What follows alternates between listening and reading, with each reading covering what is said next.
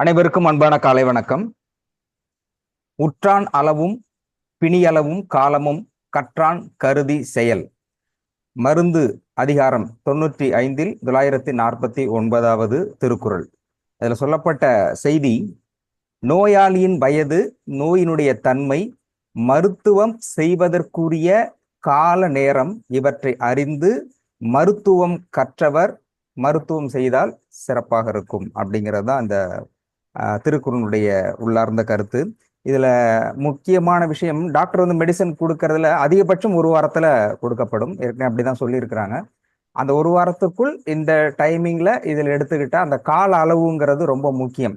அது ஏன், எந்த நேரத்துல யார் எப்படி எடுக்கணும் அப்படிங்கிற விஷயத்த அடுத்த கட்டத்துல பார்க்கலாம். இப்போதைக்கு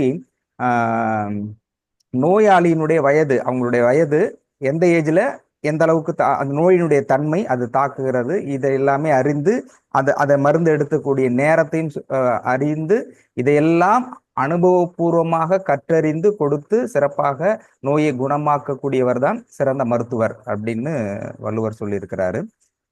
இது தொடர்ச்சியாக நேற்றைய தினம் வந்து நம்ம அந்த வகுப்புல கேள்வி கேட்டோம். பிரியதர்ஷினிக்காக வெயிட் பண்ணிட்டு இருந்தேன். அவங்க இன்னும் வரலன்னு நினைக்கிறேன். அவங்க சார்பா பக்கத்து இலைக்கும் பாயாசம் போடுவேன்னு சொன்னவர் மரியாதைக்குடைய கருணாநிதி சார். எனவே அந்த கேள்வியை நீங்க கேட்கலாம். கருணாநிதி சார் லைன்ல இருக்கீங்களா? சரி, ரைட், வெளில இருக்கீங்கன்னு நினைக்கிறேன். வணக்கம். அந்த கேள்வி நீங்க இப்ப கேளுங்க. இல்ல அவங்க என்ன சொன்னாங்களா, இரண்டு பொருளும் உள்ளுக்கு இருக்கு. இல்ல, கேள்வி எனக்கு தெரியும். இல்ல, உங்க சைட்ல கேட்டா நல்லா இருக்கும். அது எல்லாருக்குமான கேள்வி, நாட் ஒன்லி ஃபார் தட். அது அவங்க கேட்டது இல்ல, ரொம்ப பேர் இருக்காங்க. ஏன்னா எல்லாருமே ஃப்ரிட்ஜ் பயன்படுத்திட்டு இருக்கிறாங்க. திடீர்னு வந்து நம்ம வந்து ஒரு செய்தி இது அதை வைக்க கூடாது அப்படின்னா, ஏற்கனவே நம்ம ஏகப்பட்ட இருக்கோம். நடுவுல டெய்லி போயிட்டு இதுல வேற மாத்திட்டு இதுல அது இல்லை இது இல்லைன்னா அது எப்படி அப்படின்னு கேட்கறது உண்மையில I really happy to that. இதுதான் வந்து ஷேரிங் டு தட் தாட். இப்ப நம்ம ஒரு விஷயம் சொல்றேன்னா என்னோட சைடுல நான் மட்டும் சொல்றேன், நீங்க மட்டும் கேட்கறேன் அப்படின்னு இருக்க கூடாது. அதுக்கான புரிதல். அப்ப நான் சொல்றது நான் சரி, ஒருவேளை தவறாக கூட இருக்கலாம். நான் அந்த இதுல ரொம்ப கீன் அண்ட் கிளியர். நான் சொல்லிட்டேன் அப்படிதான் அப்படிங்கிறது இல்லை. ஏன்னா அதுல என்ன டிபேட்ல நான் கத்துக்கிட்ட மிகப்பெரிய பாடமே தான், மற்றவர்கள் என்ன சொல்றாங்களோ அதற்கேற்று அவங்களுடைய கேள்விகளிலிருந்து தான் நீ தொடங்கணும். அப்படி தொடங்குதான் அவர்களுக்கு அது புரியும். ஏன்னா நம்ம சொல்றதே அடுத்தவங்களுக்கு அவங்க அதுல இருந்து கருத்தியல் தானே, கருத்து பரிமாற்றம் தானே இந்த பேச்சு அப்படிங்கிறது. அப்ப அவங்க எதை ஏத்துக்கிறாங்க அப்படின்னா, அவங்க என்ன சொல்றாங்களோ அது அது ஒருவேளை அவங்களோட உண்மையா இருந்தா ஏற்றுக்கொள்ளக்கூடிய மனப்போக்கம் இருக்கும். நம்ம சொல்றது பெரிய அளவுல இருந்தா நம்ம சொல்றது தப்பு இல்லைன்னா, தவறு எல்லாருக்குமே, மனிதன் அப்படின்னா இயல்பில் தவறு செய்யக்கூடியவன் அப்படின்னு தான் அர்த்தம். அதுல இருந்து பாடம் கற்றுக்கொள்வது நம்ம டெய்லி சார் சொல்றதுங்கிறது, பாடம் கற்றுக்கொண்டு அனுபவமாக அடுத்த கட்டத்துக்கு நகர்றது தான். அதனால தவறா இருந்தா கூட நான் அதுல வந்து ஏத்துக்குவேன், மன்னிப்பு கேட்டுட்டு அதுல இருந்து கற்றுக்கொள்வதுதான் முயற்சி தவிர கேள்வி கேட்டாங்க இது என்னடா கிராஸ் பண்ணிட்டாங்க அப்படிங்கிற மாதிரிலாம் இருக்க மாட்டேன். அதனாலதான் ஓப்பன் டு ஆல் ஃபோரம். அந்த கேள்வி எது கேட்க சொல்றேன்னா, இது எல்லாருடைய கேள்வியும். இப்ப ஃப்ரிட்ஜை பயன்படுத்துறோம் அப்படின்னா என்ன, டைரக்டா வந்து நம்ம அப்படி சொல்றது ஃப்ரிட்ஜை பயன்படுத்தாதீங்க அப்படின்னு சொல்லல. அதை தாண்டி வெரி கிளியரா நம்ம சொல்றது இந்த விஷயத்துல கர்மிக் எனர்ஜி ஹீலிங் நம்முடைய வகுப்புல சயின்ஸ் பிஹைண்ட் தட் த கர்மா. அது நம்ம கிளாஸ் எடுத்துட்டு போறதே கர்மா அப்படின்னு சொல்றோம் இல்லையா. அதுல நிறைய விஷயங்கள் டாக்டர் சொல்லிட்டு இருக்காங்க. ஆன்மீகத்தினுடைய உயர்ந்தபட்ச கருத்து எளிமையான முறையில் சொல்லிட்டு இருக்கும்போது, அந்த ஆன்மீக ரீதியாக சொல்லப்படுகின்ற கருத்தின் பின்னால் இருக்கக்கூடிய அறிவியலையும் நம்ம சொல்றோம். இந்த புரிதல் ஒன்ஸ் ஒரு டேக் ஆஃப் எடுத்துருப்போம்னா, அதன் பிறகு உலகம் முழுக்க இருப்பவர்கள் எடுத்து செல்வதற்கும் இதை பயன்படுத்துவதற்கும் ரொம்ப உண்மையாகவும் நேர்மையாகவும் எளிமையாகவும் புரிந்து கொள்ளக்கூடிய வகையில் சிறந்ததாகவும் இருக்கும் அப்படிங்கிறதா தான் இது சயின்ஸ் பிஹைண்ட் தட் சயின்ஸ். அதுக்கு பின்னால் இருக்கக்கூடிய சயின்ஸை நம்ம சொல்றோம். அதனாலதான் அந்த கேள்விங்கிறது அவங்களுடைய கேள்வி இல்லை, உங்களுடைய கேள்வியும் இல்லை, இது எல்லாருடையமான கேள்வி. ஓகே, அதனாலதான் சரி, நீங்க கேட்டு சொன்னா கரெக்டா இருக்கணும். அதை தாண்டி சப் கொஸ்டின் இருந்தாலும் சொல்லுங்க, நான் பதில் சொல்லிடுறேன். இல்லை சார், இப்போ எங்களுக்கும் அது தோணுச்சுதான். ஏன்னா அதில் அந்த பொருள் அங்கே இருக்கும்போது அது உயிர் சக்தி இருக்கு, அதை திரும்பவும் அதை பயன்படுத்தும் போது அது நன்மையாக தானே இருக்கு. அப்படிங்கும் போது எப்படி அந்த ஃப்ரிட்ஜ் வந்து தவறா இருக்கு அப்படின்ற ஒரு தோரணை எல்லாரும் மனசுல இருக்கு. ஸோ அதை நீங்க சயின்ஸ் ரீதியாவோ அல்ல ஆன்மீக ரீதியாவோ கொஞ்சம் விளக்குனீங்கன்னா சிறப்பா இருக்கும்னு நினைக்கிறேன். சயின்ஸ் தான், சயின்ஸ் தான். கேட்டதே கருணாநிதி ஐயா தான் கேட்டாரு. இந்த கேள்வி கேட்டது கருணாநிதி ஐயா தான். சும்மா என்னமோ அவன் கேட்டான் இவன் கேட்டான்னு சும்மா. கேள்வி அவங்க ஆரம்பிச்சாங்க. இப்ப சொல்ல மனசுல எங்களுக்கும் இருக்கிறார் இல்லையா, அதனாலதான் கேட்க சொன்னேன். இது அவருடைய கேள்வி மட்டும் இல்ல, எல்லாருடைய கேள்வியும். அப்ப யாராவது ஒரு இனிஷியேட் டேக் ஆஃப் பண்ணும்போது தான் அடுத்து எனக்கு அப்படிப்பாங்க இல்லையா, அதுதான். அதனாலதான் கேட்க சொன்னேன். இது எல்லாருடைய கேள்வி, இது விளக்க வேண்டிய இடத்துல இருக்கும் அப்படிங்கிறதுனால இட்ஸ் ரைட். சார் அது இன்னொன்னு என்னன்னாங்க சார், அது இப்பத்த வாழ்வியல் சூழ்நிலைக்கு ஃப்ரிட்ஜ் இல்லாம வாழ முடியாதுங்க சார். அதனால இது எப்படி நம்ம அந்த கில்ட் இல்லாம பண்ணிக்கலாம் அப்படிங்கிறத. எஸ் ரொம்ப கரெக்ட். ஆமா, நமக்கு இந்த திருக்குறள் அடி எடுத்து கொடுக்கறதே மேடம், நைட் என்ன குரல் போடுறதுன்னு அங்க இருந்து போட்டா அதுக்கு தகுந்த மாதிரி தான் டேக் ஆஃப் பண்றேன். ஓகே, நன்றி. உண்மைதான், ஃப்ரிட்ஜ் இல்லாமல் வாழ முடியாது. அது இங்க பரவாயில்ல, யூஎஸ் எல்லாம் கண்டிப்பா, அமெரிக்கா போன்ற மற்ற நாடுகள்லாம் ஃப்ரிட்ஜில் பொறுத்த 2-3 ஃப்ரிட்ஜ் இருக்கும். இதுன்னு 1 2 3 போட்டு தான் ஃப்ரிட்ஜை வச்சு தான் மெயின்டைன், ஃப்ரிட்ஜில் தான் வாழ்க்கையே இருக்குது. உண்மைதான். அப்போ உண்மையில் இதுல இருக்கக்கூடிய நல்லதும் இருக்குது. அதை எப்படி பயன்படுத்துறது அப்படிங்கிறத நம்ம சொல்லணும். நான் ஸ்டார்டிங்லேயே சொல்றது, எப்படி பயன்படுத்துறது மட்டும் தெரிஞ்சுக்கிட்டா பெரும்பாலான நோய்களில் இருந்தே விடுபட முடியும். As well as AC. இப்ப இதுல கிளியரா, பட் அது இல்லாம நேத்திக்கு மட்டுமே நான் படிச்ச 116 பேஜஸ் நான் சொல்லிடுறேன். போடலாமா, காலையில போடலாமா? மியூட் போட்டுக்கோங்க. காலையில போட்டு நம்ம போடலாம். Please mute all. ஓகே, நன்றி குமார். அப்போ இதுல நேத்தி மெடிக்கல் சயின்ஸ்ல இருந்து நேத்தி 116 கிட்டத்தட்ட நான் படுக்கும்போது கரெக்டா 1:30 1:45 கிட்டத்தட்ட தான் படுத்தேன். 2 o'clock அரௌண்டு 3 o'clock ஆச்சு. 1 hour தான் திரும்பவும் பழைய நிலைமை வந்துட்டேன். பட் இருந்தாலும் நம்ம கொடுக்கிற செய்தி அப்படிங்கிறது 100% உண்மையா இருக்கணும், அறிவியல் பூர்வமா இருக்கணும். ஏன்னா இது மட்டும் இல்லை, இதை தாண்டி இருக்கக்கூடிய ஆயிரக்கணக்கான நேர்கள் யூடியூப் மூலமா பார்த்துக்கிட்டு இருக்காங்க. இன்னும் இது பல ஆண்டுகள், பல லட்சம் ஆண்டுகள் இது இருக்கும். அப்படிங்கும்போது இதற்கான சேவை அப்படிங்கிறது எந்த அளவுக்கு முக்கியத்துவம் வாய்ந்தது அப்படிங்கிறதுனால நைட்டு முழுக்க எடுத்து ஏற்கனவே படிச்சிருந்தேன், அதனால தான் நான் பேசினேன். இருந்தாலும் அது ஆத்தென்டிக்கா ரெக்கார்டா இருக்கணும் அப்படிங்கிறதுனால சில விஷயங்கள் எடுத்துட்டு பேசுறேன். ஸோ தட் இப்போ அவங்க கேட்ட 2 கேள்வி, புதினா உள்ள வச்சு எடுத்து கிள்ளி வச்சாக்க முளைக்குது அப்படிங்கிற ஒரு விஷயமும், அடுத்து முட்டையை ஃப்ரிட்ஜில் வச்சுட்டு திரும்ப எடுத்து வச்சாலும் அது குஞ்சு பொரிக்குது, அப்போ அது உயிர் தன்மை உள்ளது தானே அப்படிங்கிறத அவங்களுடைய கேள்வி.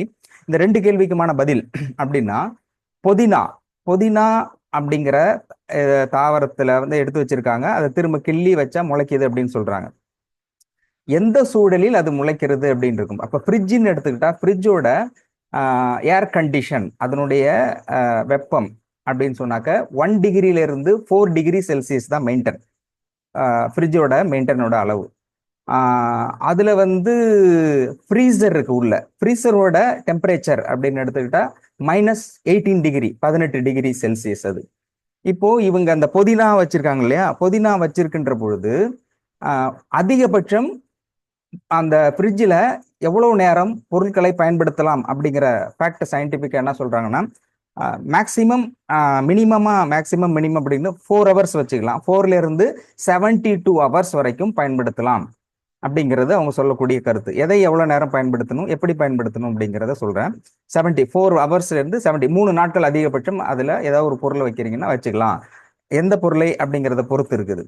இதுல அவங்க புதினா வச்சுட்டு முளைக்குது அப்படின்னு சொல்றாங்க. அதிகபட்சமாக இந்த 3 நாட்களுக்குள் புதினாவை அவர்கள் பயன்படுத்தினால், எடுத்து வச்சாக்க முளைக்கிறதுக்கான வாய்ப்பு இருக்கு. ஆனால் அதுவே 1 மாசம், 1 வாரத்துக்கு மேல, 1 மாசம் 2 மாசம் வச்சுட்டு புதினா வச்சா நிச்சயம் புதினா புழைக்கிறதுக்கு வாய்ப்பு கம்மியா இருக்கு. ஏன் அப்படின்னாக்க, புதினாவில் தாவரத்தில் சைலம் புளோயம் அப்படிங்கிற அந்த உணவுகளை கடத்தக்கூடிய அந்த டியூப் இருக்குது. சைலம் அப்படிங்கிறது தண்ணீரையும் தாது உப்புகளையும் மண்ணிலிருந்து எடுத்து போகக்கூடியது, அந்த ஒரு டியூப் அப்படின்னு உள்ள இருக்கு. சுவாமிநாதன், நீங்க அடிக்கடி மியூட்ல இருந்து விலகிடுறீங்க. சைலம் அப்படிங்கிறது தண்ணியும் தாது உப்புகளையும் மேல எடுத்துருது. புளோயம் அப்படிங்கிறது இலைகள் ஸ்டார்ச் உற்பத்தி ஆக்குது இல்லையா, அந்த ஸ்டார்ச், அந்த பொருட்களை சர்க்கரை. சுவாமிநாதன், பலமுறை நீங்க நிறைய தடவை அப்படிதான் போட்டிருக்கேன்.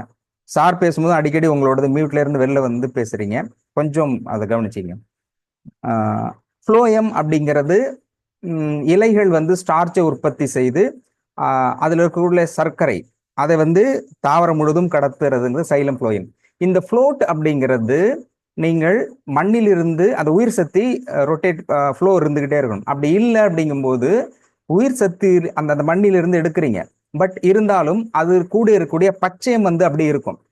அந்த பச்சையம் அப்படிங்கிறது ஒரு மெயின்டைன் பண்ணும். அந்த என்ன சூரிய ஒளி இல்லை, காயறதுக்கான வெப்பம் அதிகமாக இல்லைங்கும் போது மெயின்டைன் ஆகும்.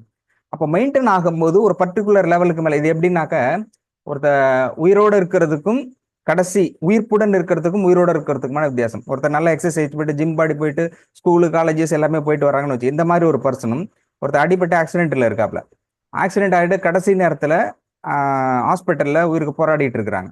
2 பேருமே உயிரோட தான் இருக்கிறாங்க, பார்வைக்கு 2 பேருமே உயிரோட இருக்கு. ஆனால் ஆஃபீஸ் போயிட்டு நார்மலாக போயிட்டு வர்றாங்க, உயிர்ப்புடன் போயிட்டு இருக்காங்க. ஹாஸ்பிட்டலில் இருக்கிறவங்க உயிரோடு இருக்கிறாங்க, அவ்வளோதான். பட் உயிர்ப்புடன்னா ஏஞ்சி ஆக்டிவிட்டியாக எந்த ஆக்டிவிட்டிஸும் பண்ண முடியாது. அதே சூழல் தான் புதினா அல்லது ஒரு தாவரங்கள் நம்ம பயன்படுத்தக்கூடிய எதுவாக இருந்தாலும் உள்ளே எடுத்து வைக்கின்ற பொழுது அந்த சூழல் பெட்ல இருக்கிற சூழல்ல தான் அது. அப்போ ஒரு 3 நாட்களுக்கு மேலே அதிகமாயிடுச்சு, 1 வாரம் 2 வாரம் அப்படிங்கும் பொழுது அந்த பச்சையம் அப்படி இருக்கும், அந்த பச்சை தன்மை. ஏன்னா சூரிய ஒளியில் காய்வதற்கான அங்கிருந்து பச்சையத்தை வெளியேற்றக்கூடிய அந்த ஈரப்பதத்தை வெளியேற்றக்கூடிய சூழல் அங்கே இல்லைங்க அப்படிங்கிறதுனால அந்த ஃப்ரிட்ஜில் அது உயிர்ப்புட அந்த பச்சை தன்மையோடு இருக்கும். அதனால அதன் பிறகு எப்போ வேணாலும் எடுத்து அதை வச்சு பயன்படுத்த முடியாது அப்படிங்கிறது சயின்ஸ். சில சூழல்ல சில இதுக்கு ஒருவேளை அதை எப்படி எந்த டெம்பரேச்சர்ல மெயின்டைன் ஆகுதுங்கிறத பொறுத்து ஒரு சில இடத்துல வாய்ப்பு இருக்கலாம். பட் எனக்கு தெரிஞ்ச வரைக்கும் இந்த 3 நாட்களுக்கு பிறகு அதிகமாக வச்சிருக்கும் போது அதனுடைய உயிர்ப்பு தன்மை கண்மேடு அதுலேருந்து படைச்சு வர்றது அப்படிங்கிறது ரேரா இருக்கும். ஒருவேளை இருக்கலாம், இல்லாத இருக்கலாம், அது முக்கியமானதில்லை. பட் இந்த இடத்துல சொல்ல வேண்டியது உயிர்ப்புத்தன்மை அப்படிங்கிறது, உயிர்த்தன்மை அந்த பச்சையம் மற்றும் இருக்கும், அந்த கட்டாயம் இருக்கும் அப்படிங்கிறது. இதை விட இன்னொன்று என்னன்னா, அந்த முட்டையை பத்தி அவங்க சொன்னாங்க. முட்டையை வந்து இன்னொன்று சொன்னாங்க, அதுல ஃப்ரிட்ஜில் வச்சு திரும்ப எடுத்து வச்சா குஞ்சு பொரிக்குதுன்னு. அது எந்த ஃபேக்ட்ல சொன்னாங்கன்னு தெரியல. பட் ரியலா நேத்திக்கு இது இந்த முட்டை சொன்னதுக்காக மட்டுமே முட்டையோட டெம்பரேச்சர் எந்த டெம்பரேச்சர்ல வந்து குஞ்சு பொரிக்குது அப்படிங்கிறது எல்லாமே டீட்டெயில்ஸ் எடுத்துட்டு அதிகபட்சமாக நாமக்கல்ல இருக்க நம்ம மாவட்ட செயலாளர் இருக்க அவங்க வச்சிருக்க அந்த இதுலையும் கேட்டேன், இது எவ்வளவு தூரத்தில் நீங்க மெயின்டைன் பண்றீங்க, எத்தனை டிகிரிங்கிற உள்பட கேட்டேன். அப்போ அவங்க சொன்ன செய்தி அப்படிங்கிறது, ஒரு கோழி முட்டைகளை அடைகாத்து குஞ்சு பொரிக்கிறதுக்கான நாள் அப்படிங்கிறது கரெக்டா 21 days அல்லது 22 மேக்சிமம் 21 நாளில் ஒரு முட்டையிலிருந்து குஞ்சு பொரிக்கும். அதோடைய டெம்பரேச்சர் அப்படிங்கிறது நார்மலா மெயின்டைன் பிலோ டெம்பரேச்சர் அப்படின்னா 24 டிகிரி செல்சியஸ். 24 டிகிரி செல்சியஸ்ல இருந்து முட்டை பொரிக்கின்ற அந்த இடம் இருக்கு இல்லையா, பொரிக்கிற அந்த டைமிங் 21வது நாள் அப்படிங்கும்போது 37 டிகிரி செல்சியஸ்ல இருக்கும்போது தான் அது குஞ்சு பொரிக்குது. இதே மெயின்டெனன்ஸ் தான் முட்டை அந்த கோழி நிறைய இது வளர்க்குறாங்க இல்லையா, கோழிகள் அதுல வந்து மெயின்டைன் பண்ணி செயற்கையாக குஞ்சு பொரிக்க வைக்கிறாங்க இல்லையா, அதுலயும் இந்த டெம்பரேச்சர் தான் 37 டிகிரி செல்சியஸ் தான் மெயின்டைன் ஆகுது. அப்போ இவங்க சொல்ற அந்த செய்திங்கும் போது ஃப்ரிட்ஜிங்கும் போது 1 to 4 டிகிரி செல்சியஸ் 4 டிகிரி செல்சியஸ்ல வெப்பநிலையில் இருக்கக்கூடிய சூழல்ல ஒரு முட்டையை பயன்படுத்துகின்ற பொழுது வைக்கின்ற பொழுது அதனுடைய வெப்பம் அதனுடைய உயிர்த்தெழக்கூடிய தன்மை இருக்கு இல்லையா, அந்த தன்மை படிப்படியாக குறைந்துவிடும். ஆனா அதுல இருக்கக்கூடிய ஊட்டச்சத்துக்கள் உயிர்ப்போடு இருக்கும், உயிர் தன்மை குறைஞ்சிடும். அந்த அந்த இது எல்லாமே உயிரோடு இருக்கும்.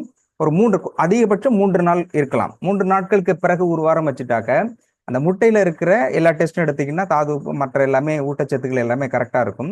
பட் ஆனால் அதை எடுத்து நீங்க திரும்ப வச்சால் நிச்சயமாக குஞ்சு பொரிப்பதற்கான வாய்ப்புகள் இல்லை. எனக்கு தெரிந்தவரை நான் கேட்டவரை சயின்டிபிக் ஃபேக்ட். ஏன்னா 4 டிகிரி செல்சியஸ் இருக்கு, மினிமம் 24 டிகிரி செல்சியஸ் மெயின்டைன் ஆகணும். அப்படி ஆகலை அப்படிங்கும்பொழுது அது அதனுடைய தன்மையிலிருந்து குறைஞ்சிருது. அதனால அந்த முட்டை பொரிப்பதற்கான வாய்ப்பு இல்லை.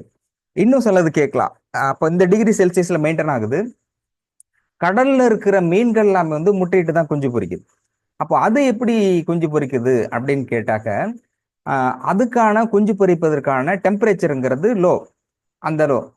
ஆனாலும் லோ டெம்பரேச்சர்ல அது முட்டை பொரிக்குது குஞ்சு பொரிக்குது அப்படின்னாக்க அதற்கான அந்த ஹீட் இருக்கு இல்லையா, வெப்பநிலை, அது எப்படி பெறுகிறதுனா சூரிய ஒளி அந்த கடலுக்கடியிலும் போதும். அந்த கடலுக்கடியில போகும்போது அந்த சூரிய ஒளியினுடைய மிக மிக மிக குறைந்த வெப்பத்தை அது உள்வாங்கி வைத்துக்கொண்டு பெண் மீன்கள் தான் முட்டை போடும். அதை அடையாத்து குஞ்சியா பொரிக்கிறது ஆண் மீன்கள். எல்லாமே அந்த முட்டைகள் எல்லாமே வாயில வச்சுட்டு அந்த அந்த வெப்பத்தை வந்து எடுத்து வச்சுக்கும். அப்போ அந்த டயத்தில் பெரும்பாலும் சாப்பிடாது இருக்கும்போது உடம்பு ஹீட் ஆகும். அந்த அந்த ஹீட்டை எல்லாமே ஒன்றுபடுத்தி அந்த முட்டைகளுக்கு கொடுத்து அதோட வேலையை ஆண் மீன்களுக்கு வேலையே ஹீட் பண்றது தான். அதை ஹீட் பண்ணி அந்த டெம்பரேச்சர் மெயின்டைன் பண்ணி அதுல பொரிக்க வச்சு தான் வெளியிடுகிறது. அப்போ மினிமம் ஒன்றும் ஒரு முட்டை வந்து குஞ்சாக உருவாகிறது அப்படின்னா அதற்கான டெம்பரேச்சர் இருக்கு. அந்த டெம்பரேச்சர் மெயின்டைன் ஆகும்போது தான் அது குஞ்சு பொரிக்குது. அப்போ இந்த இடத்துல அவங்க சொன்ன அந்த செய்தி அப்படிங்கிறது என்னுடைய சிற்றறிவு கேட்டு வரை ஃப்ரிட்ஜில் வச்சு பயன்படுத்தப்பட்ட முட்டையிலிருந்து குஞ்சு பொரிப்பது அப்படிங்கிறதுக்கான சூழல் மிக மிக கம்மியா இருக்கு. இல்லைன்னு டக்குனு யாருக்கும் சொல்லக்கூடாது. அதனால எனக்கு தெரிந்தவரை அது இல்லை. ஓகே, இப்போ அந்த ஃப்ரிட்ஜை வந்து இன்னும் கொஞ்சம் டீப்பாவே சொல்லிடுற அந்த சயின்ஸ். ஏன்னா இது சிலருக்கு வந்து ஒரு சிலருக்கு வந்து டெய்லி பயன்படுத்திக்கிட்டு இருக்க போது இதுல இவ்வளவு பயமா இருக்கிற இந்த விஷயம் அப்படின்னு இருக்கும். அப்ப இது எப்படி நடக்கிறதுங்கிறத கிளியரா சயின்ஸா சொல்லிடுறேன். நிறைய ஃபேக்ட் இருக்குது, அதுல 5 ஃபேக்ட் மட்டும் ரொம்ப மோஸ்ட் இம்பார்ட்டன்ட். அந்த 5 ஃபேக்ட் வந்து கிளியரா சொல்லிடுறேன். அதுக்கு முன்னாடி இந்த ரியாக்ஷன், கெமிக்கல் ரியாக்ஷன் ஃப்ரிட்ஜில் எப்படி நடக்கிறது குறைந்தபட்சம். ஏன்னா எல்லாருமே சயின்ஸ் இல்லை, சிலர் சயின்ஸுக்கு அப்பாற்பட்ட ஆர்ட்ஸ் அண்ட் சயின்ஸ்ல இருக்கிறவங்களும் இருக்கிறாங்க. அதுல நேத்திக்கு தான் ஒருத்தர் ஃபோன் பண்ணாரு. அவர் சொல்லிட்டு என்ன சொன்னார்னா, இந்த கெமிஸ்ட்ரிக்கு பயந்துக்கிட்டே நான் வந்து இந்த சயின்ஸ் குரூப் போட்டு போயிட்டேன் சார். அதுக்கப்புறம் ஆர்ட்ஸ் அண்ட் சயின்ஸ், அதுக்கப்புறம் வேலைக்கு போயிட்டாரு, இப்போ நல்லா இருக்காரு. அதுக்கப்புறம் திரும்பவும் சயின்ஸ் அது கெமிஸ்ட்ரியா இருக்குது அப்படின்னாரு. இது எனக்கு ஆச்சரியமா இருக்கு. நான் சொன்னேன், அதெல்லாம் கவலைப்படாத, இதுதான் கர்மா. எது வேணான்ட்டு ஓடுறியோ அது அங்கேயே திரும்ப வந்து நிக்கிற பாரு, இதுதான் கர்மா, எக்ஸாக்ட்லி இதுதான் கரெக்ட் அப்படின்னு எனக்கு தெரிஞ்சாதான். எது நம்ம வேணாங்கிறோமோ ஏதாவது ஒரு ரூபத்தில் அது வரும். It's like that. இப்போ அதுக்கான அந்த மாதிரி சயின்ஸ் இல்லை, கெமிஸ்ட்ரி இந்த மாதிரி இடத்துல ஃபோரம்ல இல்லாததுக்காக புரிதலுக்காக ஒரு விஷயம் சொல்றேன். இப்போ நார்மலான டெம்பரேச்சர், ரூம் டெம்பரேச்சர்ல 32 டிகிரி செல்சியஸ், 28 to 32 டிகிரி செல்சியஸ்ல தண்ணி வச்சிருக்கோம். இந்த தண்ணியை 0 டிகிரிக்கு கொண்டு வரும்போது சூடு, குளிர்ச்சி, வெப்பம், இது ரெண்டுக்குமான டிஃபரன்சியேஷன், அதனால் பொருள் எப்படி மாற்றம் அடைகிறதுன்னு சொல்றேன். இது இந்த பேஸ் தெரிஞ்சாதான் கரெக்டா ஃப்ரிட்ஜில் வந்து என்ன நடக்குது, அதனுடைய ரியாக்ஷன் எப்படி நடக்குதுங்கிறது பயங்கரமா இருக்கும். அது எப்படி மாறுது, நைட்ரேட்டா மாறுது. நைட்ரேட் மாறும்போது அந்த இடத்துல என்ன டிஃபிகல்டிஸ்லாம் அதை டீப்பா போக, அதனாலதான் எனக்கு கண்டினியூட்டியா படிக்க ஆரம்பிச்சிட்டேன். நான் எப்படியாலும் இருந்திருக்காம காரணம், சில விஷயங்கள் முக்கியமான கோர்ஸு இதெல்லாம் படிக்கும்போது அதோட ரெஃபரன்ஸ் எடுக்கிறோம்னா அது டைமே தெரியாது. அது ஃபுல்லா முடிச்சு ஒரு முழுமையா வந்த பிறகுதான் என்னோட தனிப்பட்ட முறையில் என்னோட சாட்டிஸ்ஃபைடு. அது படிக்கிறோன்னா ரெஃபரன்ஸ் எடுத்துக்கிட்டே இருந்து அது ஏன் அப்படிங்கிற டீட்டெயில்ஸோட போயிட்டு இருப்பேன். அப்போ எவ்வளோ நேரம் ஆகுதோ அது வரைக்கும் போவேன். சில டைம்ஸ் விடிஞ்சு கூட போயிடும். அப்போ அது படிச்சு இதை கிளியரா அதோட டீட்டெயில் முடிக்கும்போது தான் I have feel the satisfied about that educations or some of the paper presentation. இந்த இதுல பேப்பர் பிரசன்டேஷன் ரொம்ப நான் பண்ணது என்னன்னா, செகண்ட் இயர்ல காலேஜ் செகண்ட் இயர்ல படிக்கும்போது இது தொடர்பாக தான் நான் பேப்பர் பிரசன்டேஷன் பண்ணேன். அதனால இந்த சப்ஜெக்ட்டுங்கிறது எனக்கு ரொம்ப பல வருஷத்துக்கு அப்புறம் திரும்பவும் சயின்ஸுங்கும் போது கடை நீச்சல் அடிக்கிற மாதிரி போயிட்டு இருந்தேன். இப்போ இந்த தண்ணி இருக்கு இல்லையா, தண்ணி 32 டிகிரி செல்சியஸ்ல இருக்கு. 0 டிகிரி செல்சியஸ் வரும்போது பனிக்கட்டியா மாறுது, திரவமாக இருக்கின்ற ஒரு பொருள் குளிர்விக்கின்ற பொழுது பனிக்கட்டியாக மாறுகிறது. அதே 32 டிகிரி செல்சியஸ் இருக்க நார்மல் வாட்டர் கொதிக்கின்றது. 100 டிகிரி செல்சியஸ்ல நீர் வந்து ஆவியாகும் 100 டிகிரி செல்சியஸ். அப்போ சூடாகின்ற பொழுது பொருள் வெப்பம் அடைகிறது, வெளியேறுகிறது. அப்போ ஒரே ஒரு பொருள், திட திரவ பொருள் எதுவாக இருந்தாலும் ஒரு பொருள் அதனுடைய குளிர்ச்சி அடைகின்ற பொழுது அதனுடைய தன்மை ஒன்றாகவும், வெப்பப்படுத்துகின்ற பொழுது அதனுடைய தன்மை இன்னொன்றாகவும் மாறுகிறது. இது புரிஞ்சுக்க முடியுது இல்லையா? சூடு பண்ணா ஒரு இதுவும், குளிர்ச்சியா இருந்தா ஒரு இதுவும் இல்லையா? அதற்காக சொன்னேன். அதே மாதிரி பால் இருக்கு இல்லையா, இன்னொரு ஃபார் எக்ஸாம்பிள், பால் வந்து அதை ஹீட் பண்றோம், அது லிக்விடா இருக்கு. பால் வந்து protein, full and full protein based. Protein and கொழுப்பு நிறைய இருக்குது. அதுல பேஸா வச்சுக்குது லாக்டோஸ். அதுல இருக்கிற பொருள் வந்து ஊட்டச்சத்து பொருள் லாக்டோஸ். அந்த லாக்டோஸ் வந்து ஹீட் பண்ணி கொஞ்சம் புளிப்பு சுவை அல்லது தயிர் போட்டோம்னா லாக்டிக் ஆசிடா மாறுது. ஆசிட் மாறுறது இந்த இடத்துல எப்படின்னா, ஆல்கஹால் OH ஆல்டிஹைடு வந்து ஆசிடா மாறுது. இது வந்து ஆக்சிஜனேற்றம், ஒரு ஒரு ஒரு ஒரு பொருள் ஒருடைய தன்மையிலிருந்து இன்னொரு தன்மைக்கு மாறுகிறதுனா அந்த வினை புரிதல்ங்கிறது ஆக்சிஜனை எடுத்துக்கொண்டுகின்ற போது ஆக்சிஜன் ஏற்றம் அடைகிறது. ரெண்டு தான் நடக்கும் வினை ரியாக்ஷன்ங்கிறது. ஒன்று ஆக்சிஜனேற்றம், டீஹைட்ரேஷன், ஹைட்ரேஷன், அதாவது ஆக்சிஜனேற்றம், ஆக்சிஜன் ஒடுக்கம். ஆக்சிஜனை எடுத்துட்டீங்கன்னா அது வந்து பிலோவாகவும், ஆக்சிஜன் சேர்த்தா எபோ, அதுக்கு மேலேயாக மாறும். இப்போ இந்த லாக்டோஸ் வந்து லாக்டிக் ஆசிடா மாறும்பொழுது அதனுடைய பாண்ட் ஸ்ட்ரக்சர் இருக்கும் பொழுது நம்ம பால் அப்படிங்கிறது தயிரா மாதிரி கட்டியா மாறுது. இப்போ ஹீட் பத்தி சொன்னேன். அடுத்தது வந்து பாண்ட் ஸ்ட்ரக்சர் மாறுகின்ற பொழுது அதனுடைய தன்மை இறுகுதல், இலகுதல், அடுத்த கட்டத்துக்கு மாறுறது, கலர் மாறுறது, இந்த மாதிரி விஷயங்கள் நடக்கும். இது பேசிக்கா சொல்லப்பட்டது. அதனாலதான் சாதாரண அரிசிக்கும் சமைச்ச போது அதனுடைய சுவையாக இருக்கிறதுக்கும் வித்தியாசங்கள் இருக்கு. இந்த அதுல இன்னொன்னு நொதிகள், என்சைம்ங்கிறது ரொம்ப ரொம்ப முக்கியம் வருது. இதுல ஃப்ரிட்ஜில் வரக்கூடியதுல என்சைம்னு ஒன்று வருது. நொதித்தல் தன்மை ரொம்ப ரொம்ப இம்பார்ட்டன்ட். இந்த நொதித்தல் தன்மை அப்படிங்கிறது எப்படின்னா, நம்ம கையில வந்து பாக்டீரியாஸ், இன்னும் பாக்டீரியாஸை பத்தி டிக்டெயிலா எடுக்கும்போது இதை பத்தி நிறைய எடுத்துக்கிட்டு இருக்கிறதுனால வந்துகிட்டே இருக்கும். பாக்டீரியாஸ் இதுவரைக்கும் உலகத்தில் கண்டுபிடிக்கப்பட்ட சயின்டிபிக்கா எடுக்கப்பட்ட பாக்டீரியாக்களின் எண்ணிக்கை அப்படின்னு பார்த்தா 5 மில்லியன் ட்ரில்லியன் அவங்க சொல்றது. அதை எப்படி ஷார்ட்டா புரிஞ்சுக்கலாம்னா, 5 நம்பர் போட்டு அதுக்கப்புறம் 24 சைபர் போட்டா எந்த அளவோ அத்தனை எண்ணிக்கை உள்ள பாக்டீரியாக்கள் தற்போதைக்கு உலகம் முழுவதும் இருப்பதாக கண்டுபிடிக்கப்பட்டிருக்குது. அப்போ இவ்வளோ அது எத்தனை கொடான கோடி பாக்டீரியாக்கள் இருக்குது. அதுல நல்ல செய்யறதும் பாக்டீரியாவும் இருக்குது, கெட்ட பாக்டீரியாவும் இருக்குது. நம்ம கையில வந்து அதிகபட்சம் பாக்டீரியாஸ் கையில் இருக்குது, சுவாசத்தில் இருக்குது, ஜீரண மண்டலத்தில் இருக்குது. இது எல்லாமே ஒன்னொன்னு ஒரு ரியாக்ஷன் நடந்துகிட்டே இருக்கும். அதுதான் அடுத்த கட்டத்துக்கு எடுத்துக்கிட்டு போகுது. அதே மாதிரி மலமா இருக்கிறதும் சிறுநீரமாக மாற்றுறதும் எல்லா இடத்துலையும் உடம்பு முழுக்க இன்னும் ஓப்பன் டிக்ளரேஷன் சொன்னா ஒரு 10 மடங்கு. Yes, it is more than that. 10 மடங்கு. ஒரு உடம்புல இருக்கக்கூடிய செல் அணுக்கள், நம்ம உடம்புல 37 ட்ரில்லியன் அப்படின்னு சொல்லியிருப்போம். காமனா இருக்கக்கூடியதுல 37 லட்சம் கோடி செல் அப்படின்னா, சயின்டிபிக்ல என்ன சொல்றாங்கன்னா, ஒருவருடைய உடலில் இருக்கின்ற இந்த அணுக்கள் இருக்கு இல்லையா, இதை விடவும் செல்கள் உடல்ல இருக்கக்கூடிய செல்களை விடவும் 10 மடங்கு அதிகமாக பாக்டீரியாஸ் இருக்குது.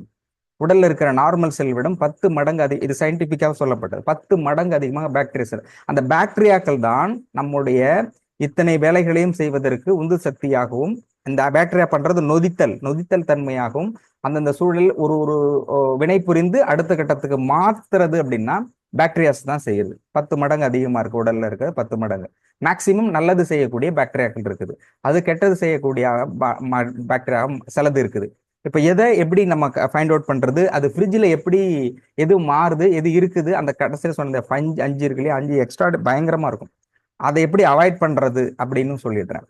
இப்போ இந்த பாக்டீரியா இருக்கு இல்லையா, இப்ப கையில இருக்கு இந்த பாக்டீரியா இருக்குன்னா, அந்த சிலர் வந்து அந்த கையில இட்லி மாவு, உளுந்து மாவு ரெண்டும் ஒன்னா கலக்குறாங்க இல்லையா, கையில இருக்க பாக்டீரியா அதோட ரியாக்ட் ஆகும் பொழுதுதான் அந்த புளிப்பு சுவை, இந்த பாக்டீரியா அங்க மாறுகின்ற போதுதான் அது சுவையுடையதாக மாறி நொதித்தல் தன்மை, என்சைம் நொதித்தல் தன்மை உடையதாக மாறி அதுக்கப்புறம் இட்லி சுடுற இடத்துக்கு அந்த மாவாக அது மாற்றப்படுது. அது என்சைம். இந்த நொதித்தல் அப்படிங்கிறதுக்காக அதை நான் சொல்றேன்.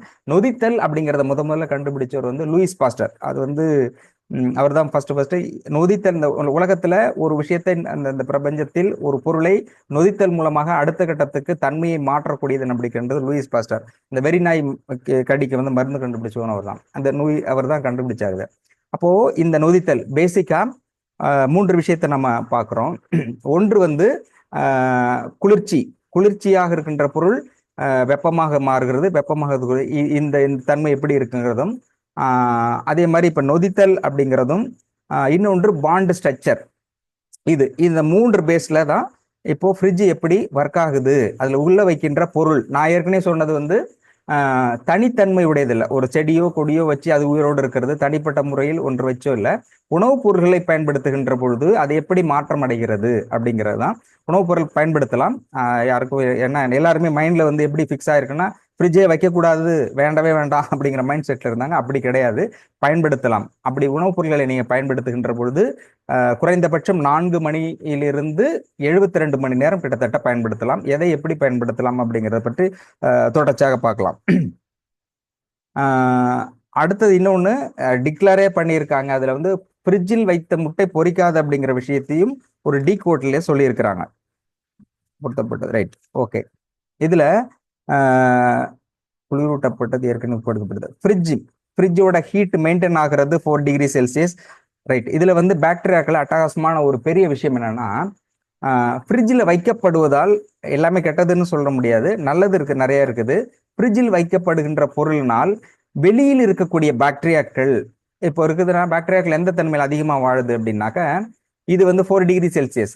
அப்போ 5 டிகிரி செல்சியஸ் அல்லது 10 டிகிரி செல்சியஸ் மேக்சிமம் பாக்டீரியாக்கள் வந்து 30 to 40 டிகிரி செல்சியஸ்ல அதிகமாக உயிர் வாழுது. அது என்ன, ரூம் டெம்பரேச்சர் மெயின்டெனன்ஸ். எந்தெந்த நாட்டில் எந்தெந்த டெம்பரேச்சர் மெயின்டைன் ஆகுதோ அந்த டெம்பரேச்சர்ல தான் அதிகமான பாக்டீரியாக்கள் உயிர் வாழும். இப்போ மேக்சிமம் இங்கே இந்தியாவில் எடுத்துக்கிட்டா 30 to 40 டிகிரி செல்சியஸ்ல பாக்டீரியாக்கள் நிறைய இருக்குது.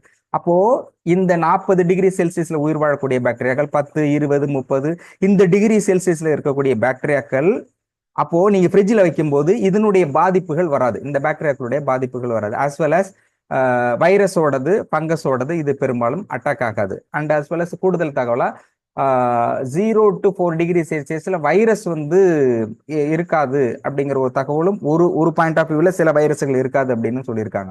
ஃபங்கஸ் சில இதில் மறந்துட போறா, இது ரொம்ப ரொம்ப முக்கியம். ஃப்ரிட்ஜை பயன்படுத்துறவங்கள பூஞ்சை வளருதுனாக்க, பூஞ்சை வளர்றது ரொம்ப டேஞ்சரஸ். வயிற்றுக்குள்ள போய் செரிமானம் ஆகிறது, இந்த வயிறு கட்டுறது, பேதி ஆகுறது, வாந்தி ஆகுறது, உடல் ஃப்ரிட்ஜில் வைக்கிறது எந்த மாதிரி இதில் தப்பு பண்ணுறாங்கன்னா, இப்போ சட்னி அவசரத்தில் வைக்கிறாங்க, டக்குன்னு கீழே கொட்டிடுது, அல்லது வேற ஏதாவது சாப்பாடு வைக்கிறாங்க கீழே கொட்டிடுது. இந்த மாதிரி உணவுப் பொருட்கள் சிந்தப்பட்டு அல்லது துடைக்காம இந்த மாதிரிலாம் வைக்கிறாங்க இல்லையா, அது அந்த 4 டிகிரி செல்சியஸ்ல ரொம்ப ரொம்ப ஈஸியா, வெரி ஃபாஸ்ட், ரொம்ப ஃபாஸ்டா ஃபங்கஸ் வந்து ஃபார்ம் ஆகுது. அந்த சிந்தப்பட்ட, இறைக்கப்பட்ட அல்லது உணவுப் பொருள் அப்படியே கிடக்குது இல்லையா, ஏதோ எடுக்கிறோம் கீழே சிந்திடுது, ஃப்ரிட்ஜில் இருக்கு இல்லையா, இது வந்து ஃபங்கஸ் பயங்கரமா அந்த இடத்துல அடுத்த வந்து 4 ஹவர்ஸ்ல அதிகபட்சம் 3 டேஸ்க்குள்ள ஃபங்கஸ் ஃபார்ம் ஆயிடுது. வாரக்கணக்கில் விட்டாங்கன்னா அது இருக்கிறதுலேயே அதுக்கப்புறம் அதுல இருந்து மைக்ரேட் ஆகும் அந்த ஃபங்கஸ். அதனால தயவு செஞ்சு ஃப்ரிட்ஜில் இருக்கவங்க மேக்சிமம் வாரத்துக்கு ஒரு தடவை முடிஞ்சா தொடச்சிருங்க. அட்லீஸ்ட் முடியலன்னா கூட அங்கே வந்து இட்லி சட்னி ஏதாவது சிந்தி கிடக்குது, உணவுப் பொருள்லாம் கிடக்குன்னா சிந்தவே கூடாது. எந்த பொருளும் ஃப்ரிட்ஜில் அதில் அந்த பாத்திரத்தில் மூடப்பட்டு தான் இருக்கணும், எல்லா பொருளுமே. நம்மளது எல்லாமே ஓப்பன் டைப்ல, அது பார்த்தாக்க சிலது சொல்லவே முடியாது, அவ்வளவும் ஓப்பன் டாபிக்காவே இருக்கும். அப்ப சொன்னா சாப்பிட முடியாது, அந்த மாதிரி இருக்கும். அது எல்லா பொருள் எதை நீங்க வைத்தாலும் அவங்க சொல்றது பாதுகாப்பா எப்படி பயன்படுத்துறதுங்கிறதுல, நீங்க எந்த பொருளை ஃப்ரிட்ஜுக்குள்ள வச்சாலும் மூடிதான் வைக்கணும். ஈவன் கருவேப்பிலை கொத்தமல்லி வச்சா கூட அது ஒரு பேப்பர்ல போட்டு க்ளோஸ் பண்ணி தான் வைக்கணும். எந்த பொருளையும் ஃப்ரிட்ஜுக்குள் வைக்கப்படுகின்ற எந்த பொருளையுமே ஓப்பனா வைக்கவே கூடாது. ஏன்னா அது கூட இன்னொன்னு தகவல் சேர்த்து சொல்லணும்னா, ஒரு பொருள் இருக்கு இல்லையா, இப்போ ஹீட் பண்ணி வைக்கிற ஒரு பொருள் இருக்கு, ஏதோ ஒரு பொருள் சூடா இருக்கு, மட்டன் சிக்கன் பிரியாணி வைக்கிறீங்க, இன்னொரு பொருள் இருக்குது, கொஞ்ச நாள் இருக்கும்பொழுது இதில் இருக்கக்கூடிய ஃபங்கஸோ பாக்டீரியாக்கோ இதனுடைய ரியாக்ஷன்ஸ் வந்து இதுல இன்னொன்று கிடைக்கும். அப்ப ரெண்டுமே சேரும்போது இன்னும் ஒரு ரியாக்ஷன் வந்து அது உடலுக்கு தேவையில்லாத இதை ஏற்படுத்துகிறது. ஸோ தொடர்ந்து இதை பற்றி பேசலாம். அடுத்த வகுப்புல சீஃப் டாக்டர் வந்துட்டாங்க, வகுப்பு தொடரும். நன்றி.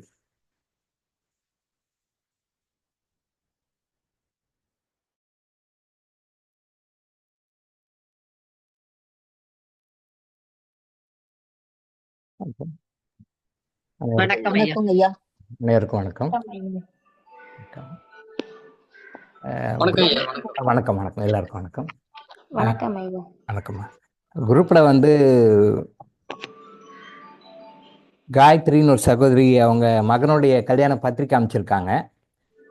நாளைக்கு ரிசப்ஷன், நாளை மறுநாள் வந்து திருமணம்.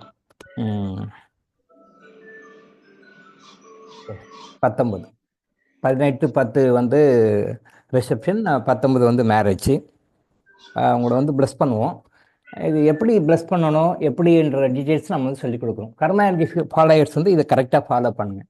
ஸோ சாதாரணமாக வந்து நீங்கள் இதுக்கு முன்னாடி நம்ம இப்போ லைஃப்பை சொல்லுவோம் இல்லையா, வரலாறை வந்து 2ஆக பிரிக்கிறோம். கிறிஸ்து பிறப்பதற்கு முன்பு, கிறிஸ்து பிறந்த பின்பு, கிமு கிபின்னு பிரிக்கிறோம். அதே மாதிரி நான் லைஃப்பை உங்களுக்கு 2ஆக பிரிச்சுக்க சொல்லுவேன். After getting crystal, before getting crystal. Crystal உங்கள் பயன்பாட்டுக்கு வந்த பிறகு, கிறிஸ்டல் பயன்பாட்டுக்கு வரத்துக்கு முன்னாடி உங்கள் லைஃப்பை 2ஆக பிரிங்க. பிரிச்சிங்கன்னா உங்கள் கையில் அந்த கிறிஸ்டல் கிடைக்கிற நேரம் நீங்கள் மறுபிறப்பு எடுத்த நேரம் மாதிரி. நீங்கள் இன்னொரு பிறப்பு எடுக்கிறீங்க, இந்த பூமியில் 2ஆவது பிறப்பு எடுக்கிறீங்க. அந்த மாதிரியான ஒரு பிறப்புக்கூடிய நேரம் அந்த நேரத்தை ஜாதகம் கணிச்சிங்கன்னா உங்கள் லைஃப்பில் எல்லாம் ப்ளஸ்ஸே வரும். நீங்கள் என் கையில் இருந்தோ உங்கள் கையில் டைரெக்டாக கொடுக்கும் பொழுதோ அல்லது பார்சல் மூலமாக உங்கள் கையில் வந்து அந்த பார்சலை ஓப்பன் பண்ணி உங்கள் கையில் கிறிஸ்டல் கிடைக்கிற நேரம் 2வது பிறந்த நேரமாக நோட் பண்ணி ஜாதகத்தை போட்டிங்கன்னா உங்களோட ஃபியூச்சரை அதை காட்டி கொடுக்கும், பாசிட்டிவாக காட்டி கொடுக்கும்.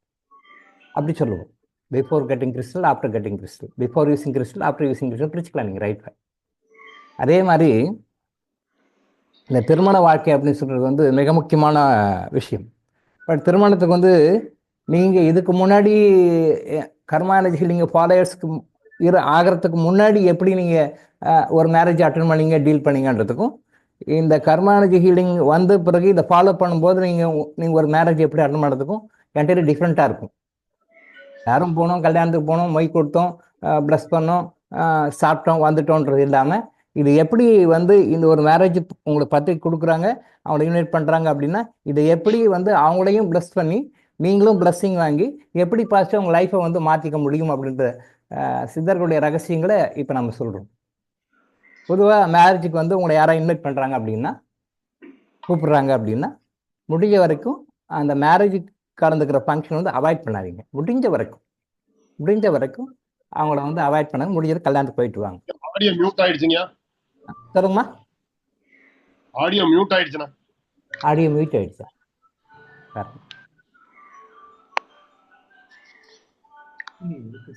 கரெக்டாக இருக்கா? பார்த்து உங்கள் சைடில் ஏதாவது ப்ராப்ளமா? வால்யூம் இல்லைங்க சார்.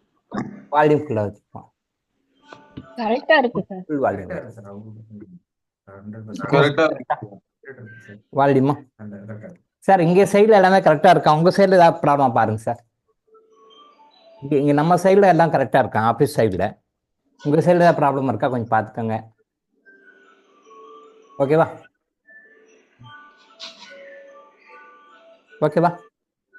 ப்ரொசீட் பண்ணலாமா?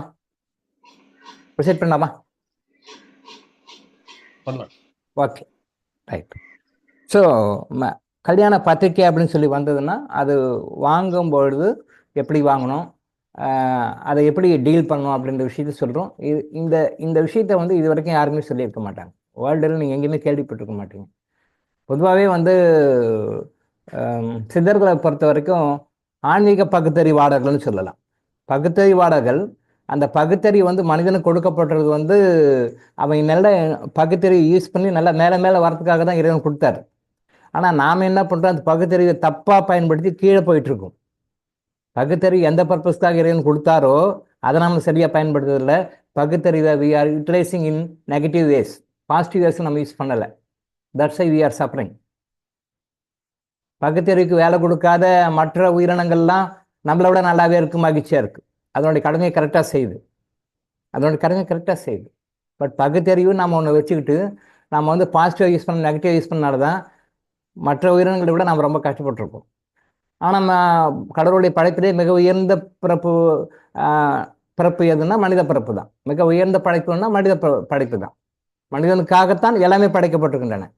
நல்லா நோட் பண்ணிக்கோங்க. மனிதன் சந்தோஷமாகவும் ஆனந்தமாகவும் வாழ்ந்து இறைநிலை அடைய வேண்டும். இறைநிலையும் ஆனந்தம் தான். இறைநிலைன்னா இங்கே போகக்கூடாத இடம், பார்க்கக்கூடாத இடம், கேள்விப்படக்கூடாத இடமெல்லாம் கிடையாது. எல்லாத்த விட எட்டர்னல் பிளிஸ் அங்கே தான். இறைவன் நினைச்சிட்டோம்னா அந்த ஆனந்தத்துக்கு அந்த மகிழ்ச்சிக்கு நம்ம ஒரு எல்லையே சொல்ல முடியாது. அவ்வளோ எட்டர்னல் பிளிஸ், அவ்வளோ ஆனந்த நிலை. அதான் ஆனந்த கோஷம் சொல்லுவோம். 6 ஆனந்த கோஷம். அந்த ஆனந்த கோஷம் வந்து உள்ளே போயிட்டோம்னாலே அடுத்தது காட் தான், கடவுளை மாறிடுறோம் நம்ம. எட்டர்னல் பிளிஸ், அந்த சந்தோஷத்தை வந்து விளக்க முடியாது. அதான் பேரின்பம். அந்த பேரின்பம் பார்க்காதனால எதையோ இன்பம்னு சொல்லிட்டு இருக்கிறோம் நாம். அந்த பேரின்பத்தை நம்ம அடைஞ்சதுனால என்ன பக்குவம் பெறுவோமோ அதை நம்ம பெறாததுனால, அதை அனுபவிக்காததுனால நம்ம என்ன பண்ணுறோம், கீழே இருக்கிற இதெல்லாம் இது சொர்க்கம், இது நன்மை, இது ஆனந்தம் அப்படின்னு நம்ம சொல்லிட்டு இருக்கோம். அதை பார்த்துட்டோம்னா, அந்த ருசி கண்டோம்னா இங்கே வர மாட்டோம். அதான் நான் ஒரு குழந்தைகளுக்கு கூட நான் ஏற்கனவே கூட சொல்லியிருக்கேன். குழந்தைக்கு சின்ன வயசுலேருந்தே நீங்கள் கசப்பை கொடுத்து பாருங்க. சின்ன வயசுல கசப்பு கொடுத்து பாருங்க. அது கசப்பை வந்து ரொம்ப ஸ்வீட்டு அல்வா சாப்பிட்ற மாதிரி சாப்பிடும் எந்த வயசுலையுமே. பட் நம்ம சின்ன வயசுலலாம் கொடுக்காத ஒரு குறிப்பிட்ட ஸ்டேஜில் நீங்கள் கசப்பு சாப்பிடுன்னு சொல்லும்பொழுது நல்லா ருசி கண்ட பிறகு கொடுக்கும்பொழுது அது வந்து அது கசப்பு வேண்டான்னு சொல்லி அவாய்ட் பண்ணிடும். கசப்பு வேண்டான்னு சொல்லிடும். ஒரு மனிதன் முழுமையாக ஆரோக்கியமாக இருப்பதற்கு, சந்தோஷமாக இருப்ப கசப்பு தேவை. 6 சுவைகளுமே தேவை. இந்த ஒரு சுவை குறைஞ்சாலும் நோய் தான். கூடியும் நோய் செய்யும், குறையும் நோய் செய்யும். எல்லா சுவைகளுமே கூடினாலும் நோய் செய்யும், குறைஞ்சாலும் நோய் செய்யும். இனிப்பு உடம்புல அதிகமான நோய், குறைஞ்சாலும் நோய். கசப்பு அதிகமானாலும் நோய், குறைந்தாலும் நோய். துவர்ப்பு அதிகமானாலும் நோய், குறைந்தாலும் நோய். இங்க நோய் மட்டும் இல்லை, பிரச்சனைகளும் கூட. நான் இப்போ நோயின்னு சொன்னால் வெறும் நோய் மட்டும் இல்லை. இதுதான் கர்மாலஜி ஹீலிங்க்கும் மற்றவங்களுக்கு இருக்கிற வித்தியாசம், டாக்டர் இளங்கோ ஆயுஷ் ஹாஸ்பிட்டலுக்கும் இதுக்கு இருக்கிற வித்தியாசம். உலகத்திலேயே ஒரு மனிதன் நோய்வாய்ப்படுவதற்கு அடிப்படை காரணம் அவனுடைய ஆன்மா பாதிக்கிறது. அதான் முக்கியமான காரணம் சொல்றேன். பெரும்பாலும் எல்லாம் உடலை தான் பார்ப்பாங்க. உடம்பு பிரச்சனையா, இந்த பிரச்சனையா, அந்த பிரச்சனையா, பாக்டீரியா அஃபெக்ட் ஆயிடுச்சா, வைரஸ் அஃபெக்ட் ஆயிடுச்சா, இந்த பாக்டீரியா இப்படி ஆக்ட் பண்ணிடுச்சு, அந்த பாக்டீரியா இப்படி பண்ணிடுச்சு, இப்படிதான் நம்ம பார்க்குறோம். உடல் இல்லை, மனம் பாதிக்கிறது. மனம் இல்லை, ஆத்மா பாதிக்கிறது. அந்த ஆத்மாவை சரி பண்ணால் உங்களுக்கு எல்லாமே சரியாயிடும்னு சொல்றது உலகத்திலேயே டாக்டர் இளங்கோ ஆயுஷ் ஹாஸ்பிட்டல் மட்டும்தான் சொல்லிக் கொடுக்கும். கர்மாலஜிலிருந்து தான் சொல்லிக் கொடுக்கும். நீங்கள் எங்கே வேணாலும் பாருங்கள், உலகத்திலேயே யாருமே கிடையாது. உங்களுக்கு ஒரு நோய் வருது அப்படின்னா அந்த நோய்க்கு காரணம் உங்களுடைய ஆத்மா தான். உங்களுக்கு ஒரு வாழ்க்கையில் பிரச்சனை இருக்குது அப்படின்னு சொன்னாலும் அந்த பிரச்சனைக்கு காரணம் ஆத்மா தான். அந்த ஆத்மா கெடுறது முதல்ல மனம் கெடுது. அங்கே மனம் கெட்டு போச்சுன்னா அப்புறம் உடல் கெடுது. நீங்கள் என்ன பண்ணுங்க, உடலையே பொறுத்துட்டு இங்கேயே பார்த்துக்கிறீங்க. That's you are getting failure in our attempts. நம்மளுடைய முயற்சிகளை நம்ம தோல்வியுடையதுக்கு காரணம் என்ன? ஏன் நோய்களோட போராடிக்கிட்டே வாழ்க்கையில் போராடியே போய் ஒரு வழியாக சேர்ந்துடுறோம் அப்படின்னா நம்மளுக்கு லிட்டில் நாலேஜ், சின்ன நாலேஜ் தான். உடம்பு மட்டுமே பார்க்குறோம். அப்படி பார்க்காதீங்க.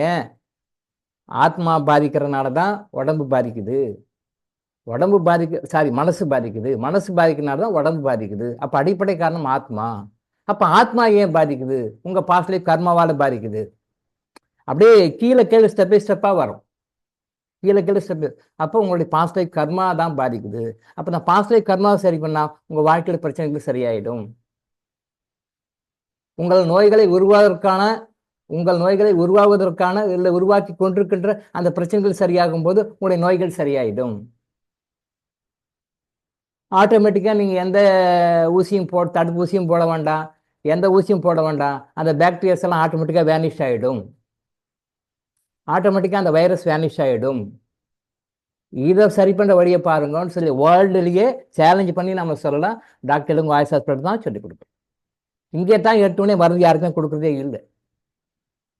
இப்போ நேற்று கூட ஒரு சகோதரர் போட்டிருக்காரு, நான் 4 மாதமாக வெயிட் பண்ணிட்டு இருக்கேன் சார், எனக்கு மருந்து கொடுக்கல, எனக்கு கிறிஸ்டல் கொடுக்கல அப்படின்னு சொல்கிறார். நியாயமான கருத்து, அது நான் மாற்று கருத்து சொல்லலை. 4 மாதம் வெயிட் பண்ண ஒரு தேவி நாராயணன்னா ஏதோ ஒரு சகோதரர் போட்டிருக்காரு. உண்மை. இது மற்ற இடமா இருந்தது அப்படின்னா டக்குன்னு உடனே கொடுத்துட்டுப்பாங்க, மருந்து கொடுத்துட்டுப்பாங்க, கிறிஸ்டல் கொடுத்துருங்க, இந்த பிடிங்க, ரைட், ஓகே. இங்கே அப்படி இல்லை. என்னைக்கு நீங்கள் உள்ளே வந்தீங்களோ அன்னையிலேருந்து இங்கே ரெக்டிஃபை பண்ணிட்டு இருக்கோம் உங்களுடைய ஆறாவை, உங்களுடைய கர்மாவை, உங்கள் டிஎன்ஏ ஆர்என்ஏவை, உங்களுடைய எல்லா கோஷங்களையும் ரெடி பண்ணிட்டு இருக்கும். ஸ்டில் நவ், இன்னைக்கு காலையில் நான் கீழே இறங்குற வரைக்கும் எல்லாருக்கும், நாட் ஒன்லி அந்த சகோதரர்கள் எல்லாருக்குமே, யாரெல்லாம் டாக்டர் இளங்கோ ஆயுஷ் ஹாஸ்பிட்டலில் ஒரு கான்டாக்ட் உங்களை லிங்க்னு வந்துட்டாங்களோ அத்தனை பேருடைய ஆறாவும் சுத்திகரிக்கப்படுகின்றது தினமும். அத்தனை பேருடைய டிஎன்ஏ ஆரையும் சுத்திகரிக்கப்படுகிறது தினமும். அத்தனை பேரோட நெகட்டிவ் கர்மாவும் பர்ன் பண்ணிட்டு இருக்கோம், எரித்து கொள்ளப்பட்டு கொண்டிருந்தது செய்யறாங்க. இதை உங்களால் செய்ய முடியலன்றதுக்காக சித்தர் பெருமக்கள் பண்றாங்க, தேவதைகள் பண்றாங்க, பண்ணிட்டு இருக்காங்க. ஸ்டில் நாவ் இப்போ நான் இறங்கி வரதுக்கு 1/4 மணி நேரம் முன்னாடி கூட அந்த ப்ராசஸ் முடிச்சுட்டு நம்ம கீழே வரோம். அது சில நாளில் கொஞ்சம் முன்ன பின்ன டைம் ஆகிடும். ஆனால் இன்னைக்கு நான் கொஞ்சம் லேட்டாக தான் வந்திருக்கேன். இன்னைக்கு ஒரு 20 மினிட்ஸ் பக்கம் லேட்டாக தான் வந்திருக்கேன். அந்த ப்ராசஸ் ரெகுலராக ஒரே டைம் மாதிரி பண்ண முடியாது. சில டைமில் கொஞ்சம் முன்ன பின்ன ஆகும். அது மாதிரி வரும்போது கொஞ்சம் லேட் ஆகும். அப்போது நீங்கள் என்ன நினைக்கிறீங்க, டாக்டர் கிறிஸ்டல் கொடுக்கல, டாக்டர் மருந்து கொடுக்கல, டாக்டர் அப்படி லேட் பண்ணுறாரு அப்படின்னு நீங்கள் நினைக்கிறீங்க. ஆனால் அப்படி கிடையாது. ஒன்ஸ் நீங்கள் உள்ளே வந்துட்டீங்கன்னா அடிப்படையாக நாங்கள் என்ன மருந்து கொடுத்தாலும் உள்ளே அக்செப்ட் பண்ணிக்காது. உள்ளே நாங்கள் என்ன தான் கிறிஸ்டல் கொடுத்தாலும் அந்த கிறிஸ்டலை பயன்படுத்த முடியாத மாதிரி உங்களுக்கு தடை நீங்கள் பயன்படுத்த மாட்டீங்க. இப்போ கூட கிறிஸ்டல் வாங்கிட்டு யூஸ் பண்ணாமல் சும்மா வச்சுருக்க நிறைய பேர் இருக்காங்க. கிறிஸ்டலை வாங்கி யூஸ் பண்ண முடியாமல் உள்ளே வச்சுட்டு நிறைய பேர் இருக்காங்க. இப்போ கூட ஸ்டில் தான், இப்போ கூட எனக்கு ஞாபகத்தில் வந்தால் கூட ஒரு 10-15 பேர் சொல்லிவிடுவேன், இந்த பேரை சொல்லி இவங்க யூஸ் பண்ணாமல் இருக்காங்க அப்படின்னு சொல்லுவேன். பிகாஸ் அவங்களுடைய கர்மா அந்த கிறிஸ்டலை யூஸ் பண்ண விடாது. கர்மாவுடைய ரோல் சாதாரண நினைச்சிடாதீங்க. அதை பற்றியே 1 இயருக்கு பேசலாம். What is the role of karma in our life அப்படின்னு சொன்னா, what is the role in our லைஃப்னு பேசினாலே 1 இயர் பேசலாம். அவ்வளோ விஷயம் இருக்கு.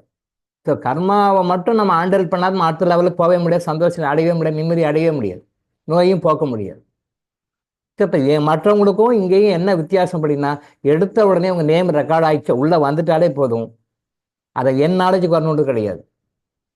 இங்கே ஆசைத்தன்மை மூலமாக அவர் வந்தாலும் சரி, இல்லை ஒரு லெட்டர் மூலமாக வந்தாலும் சரி, ஒன்ஸ் உள்ள இந்த இந்த விசினிட்டின்னு சொல்லுவோம், இந்த ஹாஸ்பிட்டலுடைய விசினிட்டி அதுக்குள்ளே உள்ளே வந்துருச்சுனாலே ஆட்டோமேட்டிக்காக ரெக்கார்ட் ஆகிடும். அதுக்கான முறைகள் வந்து இங்கே கோட் பண்ணி வச்சுருக்குறோம். அது கரெக்டாக போகும்போது தேவதைகள் கரெக்டாக அப்சர்வ் பண்ணி எடுத்துக்குவாங்க, உங்களுக்கு உண்டான எக்ஸிக்யூட் பண்ணுவாங்க. அப்போ டெய்லி அந்த ப்ராசஸ் நடக்குது. நீங்கள் நினைக்கிறீங்க டாக்டர் மருந்து கொடுக்கல, அது சாப்பிட்டா வேலை செய்யும், டாக்டர் ஒன்று கிறிஸ்டல் கொடுக்கல, அது கிறிஸ்டல் வந்துச்சுன்னா நம்ம இப்படி தான் யூஸ் பண்ணலாம், தப்பு இல்லை, கரெக்டு தான். அது நீங்கள் என்ன வழக்கம் போல் அப்படியே வந்துட்டீங்க. இது கொஞ்சம் டிஃப்ரெண்ட்டான திங். நீங்கள் கிறிஸ்டல் யூஸ் பண்ணால் என்ன உங்களுக்கு எஃபெக்ட் கிடைக்குமோ அது இங்கிருந்து செய்யப்பட்டு கொண்டிருக்கின்றது, செய்கிறாங்க. நீங்கள் மருந்து சாப்பிட்டா என்ன ரிசல்ட் வருமோ அந்த மருந்து இங்கிருந்தே கொடுக்கப்பட்டு கொண்டிருக்கிறது, உங்கள் ஆறா கொடுக்கப்பட்டு கொண்டிருக்கிறது, இங்கே பண்ணிட்டு இருக்கோம். நீங்கள் ஃபிசிக்கலாக மருந்து சாப்பிட்டா தான் நோய் போகும், ஆனால் டாக்டர் லேட் பண்ணுறாரு நீங்கள் நினைக்கிறீங்க. நம்ம கிறிஸ்டல் ஒன்று கொடுக்கலையே, கிறிஸ்டல் கொடுத்துருந்தா நம்ம யூஸ் பண்ணுவோமே. ஆஹா, நீங்கள் யூஸ் பண்ணுவதற்கு உண்டான வாய்ப்புகள் வசதிகள் உங்ககிட்ட இல்லை, உங்கள் கர்மாவில் இல்லை, உங்கள் ஆறாவில் இல்லை. அப்படின்றனால உங்கள் சார்பாக இவர்கள் செய்து கொண்டிருக்கின்றார்கள், இங்கே செஞ்சுக்கிறாங்க. அது ஏன் லேட் ஆகுன்னா அதை ப்ராசஸ் பண்ணி பண்ணி இதுக்கு மேலே உங்கள் ஆறை அக்செப்ட் பண்ணிக்கும், இதுக்கு மேலே உங்கள் ஆறை அக்செப்ட் பண்ணிக்கும், நீங்களே உங்கள் பொருட்களை எடுத்துக்கலாம் அப்படின்னு சொல்லும் பொழுது அது டிஸ்பேச் ஆகிடும், பண்ணிவிடும். கிட்டத்தட்ட வந்துட்டு நெருங்கி வந்துட்டோம், பண்ணிவிடுவோம், வந்துடும். ஆனால் தயவு செஞ்சு யாரும் வந்து லேட் ஆகுதேன்னு சொல்லி ஃபீல் பண்ண வேண்டாம்னு சொல்ல வரேன். அப்படிலாம் இல்லை, இங்கே இருக்கிறத விட உங்ககிட்ட நல்லாவே இருக்கும். ஃபார் எக்ஸாம்பிள், இப்போ குழந்தை இருக்குது வீட்டில், குழந்தைக்கு நீங்கள் சாப்பாடு ஊட்டுறீங்க, எது வரைக்கும் ஊட்டுவீங்க? எது வரைக்கும் ஊட்டுவீங்க? அதுவா தானாக எழுந்து அது சாப்பாடு போட்டு சாப்பிட்ற வரைக்கும் நீங்கள் ஊட்டுங்க, அதுக்கு மேலே ஊட்ட மாட்டீங்க இல்லையா? அதுக்கு மேலே ஊட்ட மாட்டீங்க, ஒரு குறிப்பிட்ட வரைக்கும் தான் ஊட்டுவோம். ஏன்னா அதுக்கு பிறகு அதுவே சாப்பிட ஆரம்பிச்சிடும். குழந்தைன்றது அப்படிதான். அதே மாதிரி இங்கே நம்ம உங்ககிட்ட இருந்து கிறிஸ்டல் கையில் கிடைக்கல, மருந்து கிடைக்கல அப்படின்னா நாங்கள் ஊட்டிட்டு இருக்கோம்னு அர்த்தம். தேவதைகள் ஊட்டிட்டு இருக்காங்க, தேவதைகள் உங்களுக்கு ஊட்டிட்டு இருக்காங்க.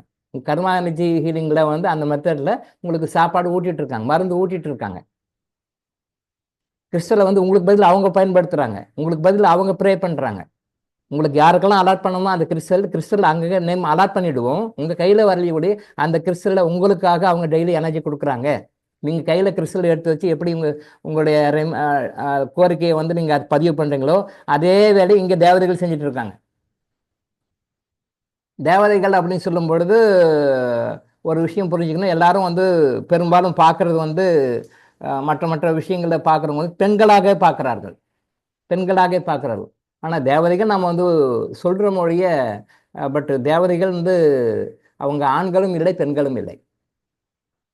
ஆண் தேவதைகளும் இருக்கிறாங்க, பெண் தேவதைகளும் இருக்கிறாங்க, ரெண்டுமே இருக்கிறாங்க. நம்ம பிரித்து பார்க்குறோம். எப்படி வந்து இறைவன் வந்து ஆணும் இல்லை பெண்ணும் இல்லைன்னு சொல்கிறோம். இறைவன் வந்து ஆணும் இல்லை பெண்ணும் இல்லை, உண்மையிலே நாம தான் பிரிச்சுக்கிறோம் நம்ம சௌகரியத்துக்காக.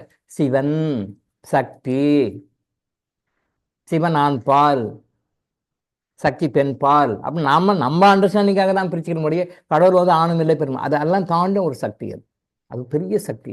அதுதான் ரெண்டா பிரியுது.